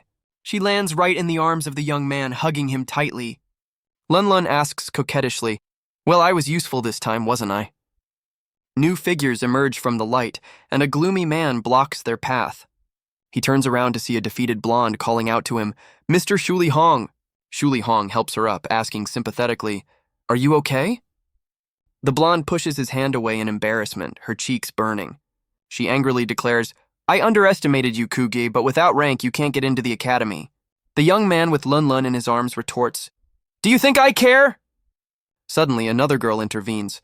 Enough, Bai Jun, the academy must accept him. She confidently adds, the rules are fair, the choice has already been made for us. The heads of the youth and Lun Lun appear above the 3 glowing testing platforms. The crowd is shocked. A legendary explosion of light, is this really A rank? But the answer, no, is intriguing. The crowd cheered, it's S rank, the greatest S rank pet tamer. The hand clutches a winged staff. In the name of the shrine, the priestess calls out to the heavens, I congratulate you all. The newcomers rejoice. Even though our rank is low, we have passed the test. The bunny girl is surprised. Are you really going to go to that hellish academy? The queen replies, I don't care. The rabbit girl said decisively, that woman defeated me, I must take revenge on her. The queen turns away in embarrassment upon hearing this. Kuga tries to stop Long Long, whispering, no, you can't. He grabs her and Lun Lun screams, I've never allowed anyone to... He promises to be gentle. In chibi style, Kuge spanks Long Long. She asks, gentle, you ugly pig. The queen looks on with displeasure. The queen screams in rage, get out! You have desecrated the shrine! Kuga takes away Long Long, who declares, I am a noble dragon, not a pet. The little mouse servant announces, Holy Lady, the feast for the newcomers is ready. He adds, in honor of the S-rank warrior, 99 roasted quails. Lun Lun's mouth waters at the thought of such a feast. The mouse teases her with pictures of juicy roast meat. Long Long looks at Kuga with resentment, calling him a smelly pig. But then she immediately declares that she will stay with him even if he leaves. She's ready to give up the feast and eat bugs just to be near. Kugi is touched by her words as she lists the hardships she is willing to endure. Kuga covers his face with his hand in embarrassment. Long Long. Long Long coquettishly tugs Kuge's cheek. Kugi is touched when he looks at Long Long. Long Long is embarrassed by Kuge's tenderness. Lun Lun is delighted to see a mountain of fried chicken. The cat girl offers Kuge a piece of chicken. Long Long jealously bites Kuge's hand. Close-up of Lun Lun's angry face. The cat girl makes a frightened excuse to Lun Lun. The cat girl dreamily remembers the kiss. Long Long smiles slyly at Kuge, while the cat girl cowers in the background. Kuga reproaches Long Long, are you still laughing? You only think about yourself. Lun Lun sheepishly admits that she left him some food, even though she was hungry herself. Kugi is puzzled, and Long Long mysteriously says that she has the food. She coquettishly offers, smelly pig, wanna try it? Long Long kisses Kuge while passing the food, shocking the 2 onlookers. The queen thinks with displeasure, aren't we indulging them too much? She notes that other people's pets are not allowed to feast with the nobility. Suddenly, a huge boar furiously attacks the food, making chomping sounds. Close-up of the glowing eyes of a boar devouring treats. The boar asks the cat girl, and she shyly answers, I'm not hungry. She looks at the people feasting at the table and wonders, why can they sit like people? The cat girl thinks sadly, shouldn't people like me eat on our laps? Suddenly, her name is called Shaliva. She raises her head in surprise. Ms. Jaja sternly reminds, if you don't eat, it will be hard during training. The cat girl obediently drops to all fours in front of the food bowl on the floor. There is a sharp sound, something breaks or falls. Everyone at the table, including Kuge and Long Long, turned around in surprise at the noise. Kuga looks on with sympathy, while Long Long looks on with obvious incomprehension of what is happening. The cat girl jumps up suddenly, knocking over her bowl of food. A tense silence falls over the room after Shaliwa's antics. Mrs. Jeju's expression darkens, her face hidden in shadow. She apologizes to the queen. Sorry, my pet is being rude. I'll sort it out. Jeju sternly scolds Shaliwu. You're too naughty today. You won't eat today, the lady declares, and the cat thinks, why, just not eat. Shaliwa is embarrassed. Such a punishment. Under his gaze, so awkward. Kugu intervenes. We just wanted to eat, and you ruined everything.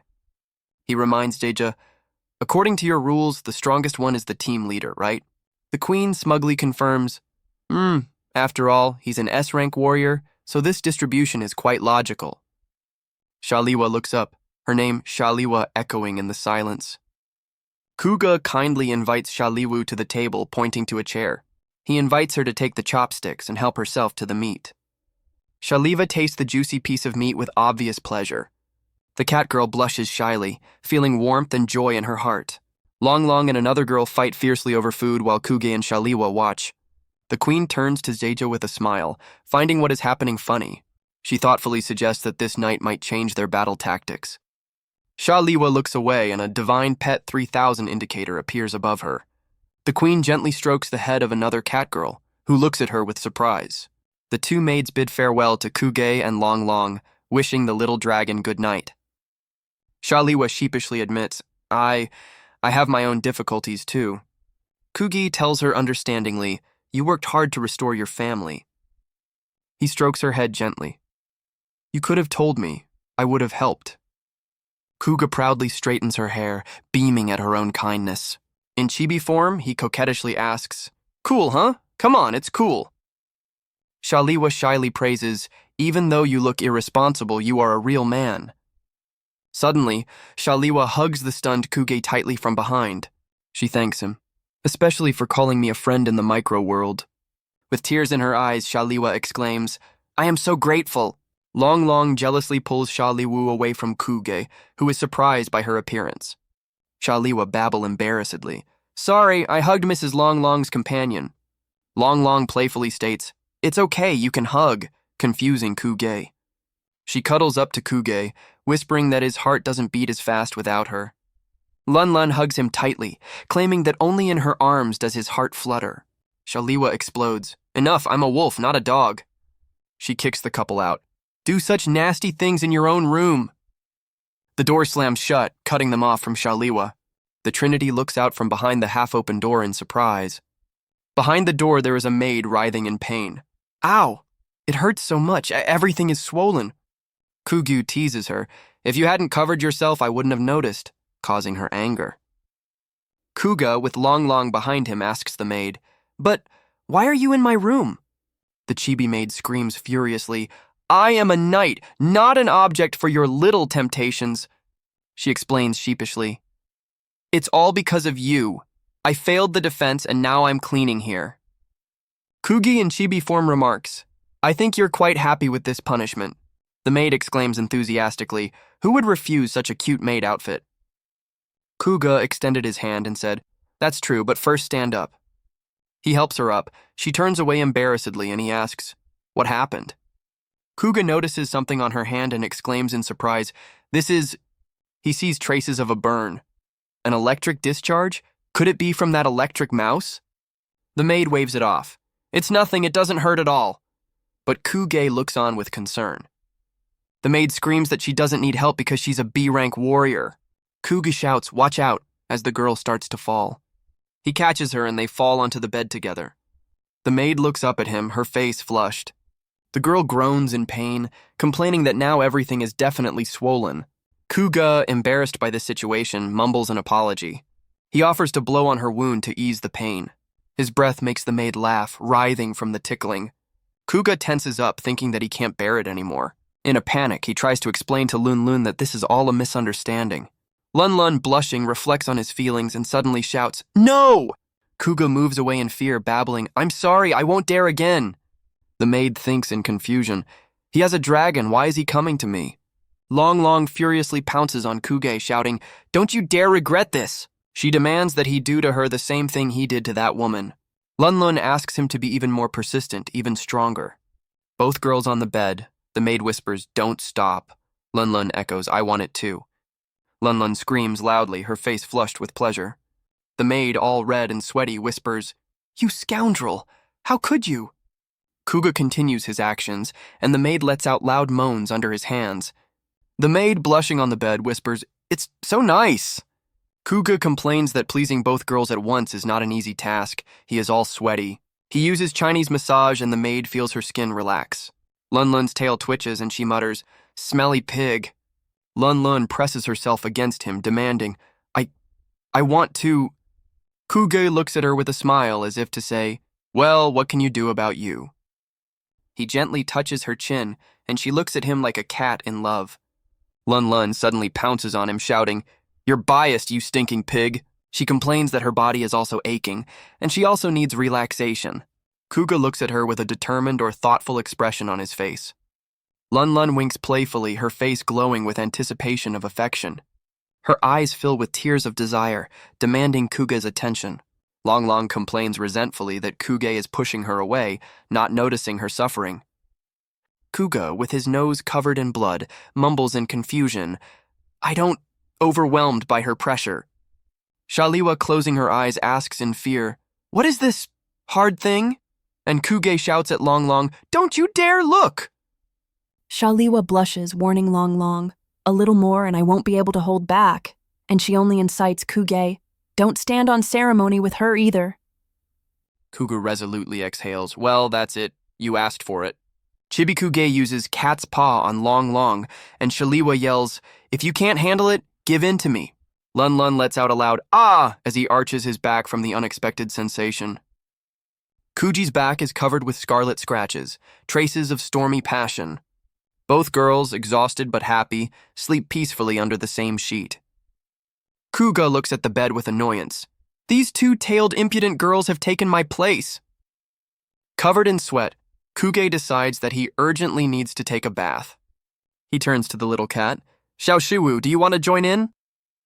Kuga playfully grabs her, offering to wash her little wolf butt. Little Xiaoshiwu, all red, babble in shock, I... She rushes away like a whirlwind, screaming that she is not ready yet, and Kuge is perplexed. Kuga, wrapped in a towel, enters the steam room, which is filled with thick fog. Jeju is already waiting for him in the water, beckoning with his hand. "Mr. Jeju, your fighting skills have improved." Kuga replied with a determined expression, "Then I will strike back." Jeju laughs, praising Kuge. "Worthy of Mr. Jeju, the biceps are what you need." Kuga, with his tongue hanging out, looks completely exhausted after the training. He bangs his forehead against the door in despair, unable to bear it any longer. In the clouds, Kuge notices someone's silhouette and asks, "Who's hiding there?" His face expresses utter bewilderment as he tries to understand what is happening. Two girls in towels appear in the steam room. One of them angrily shouts, "Is that you? Have you come to flirt again?" The little cat fiercely shields Ms. Shu Li Hong, shouting, Don't you dare look!" She demands that Kuge remove his stupid expression, shouting, "What does this mean?" The door with the sign Beastman Only rattles ominously. Kugo decides in a rage, "Damn, I'll go to the Beastman bathroom, it'll be better." Kuga dives into the water, noting to himself, the water is quite clean. Suddenly he catches a sweet aroma and is perplexed. "Huh?" His gaze falls on someone's fluffy tail flashing in the water. Seeing the graceful female legs, he mutters, "Damn, I knew it." The silver-haired fox girl turns around angrily. "You lecher!" She reminds him, First he seduced that dragoness, then my sister? Kugi tenses up, realizing that he is being accused of something again. The fox girl suddenly finds herself on his lap. Now you've decided to seduce me too. Kugi pushes her away in a panic, and she falls head over heels into the water. Emerging, all wet and furious, she screams, "You!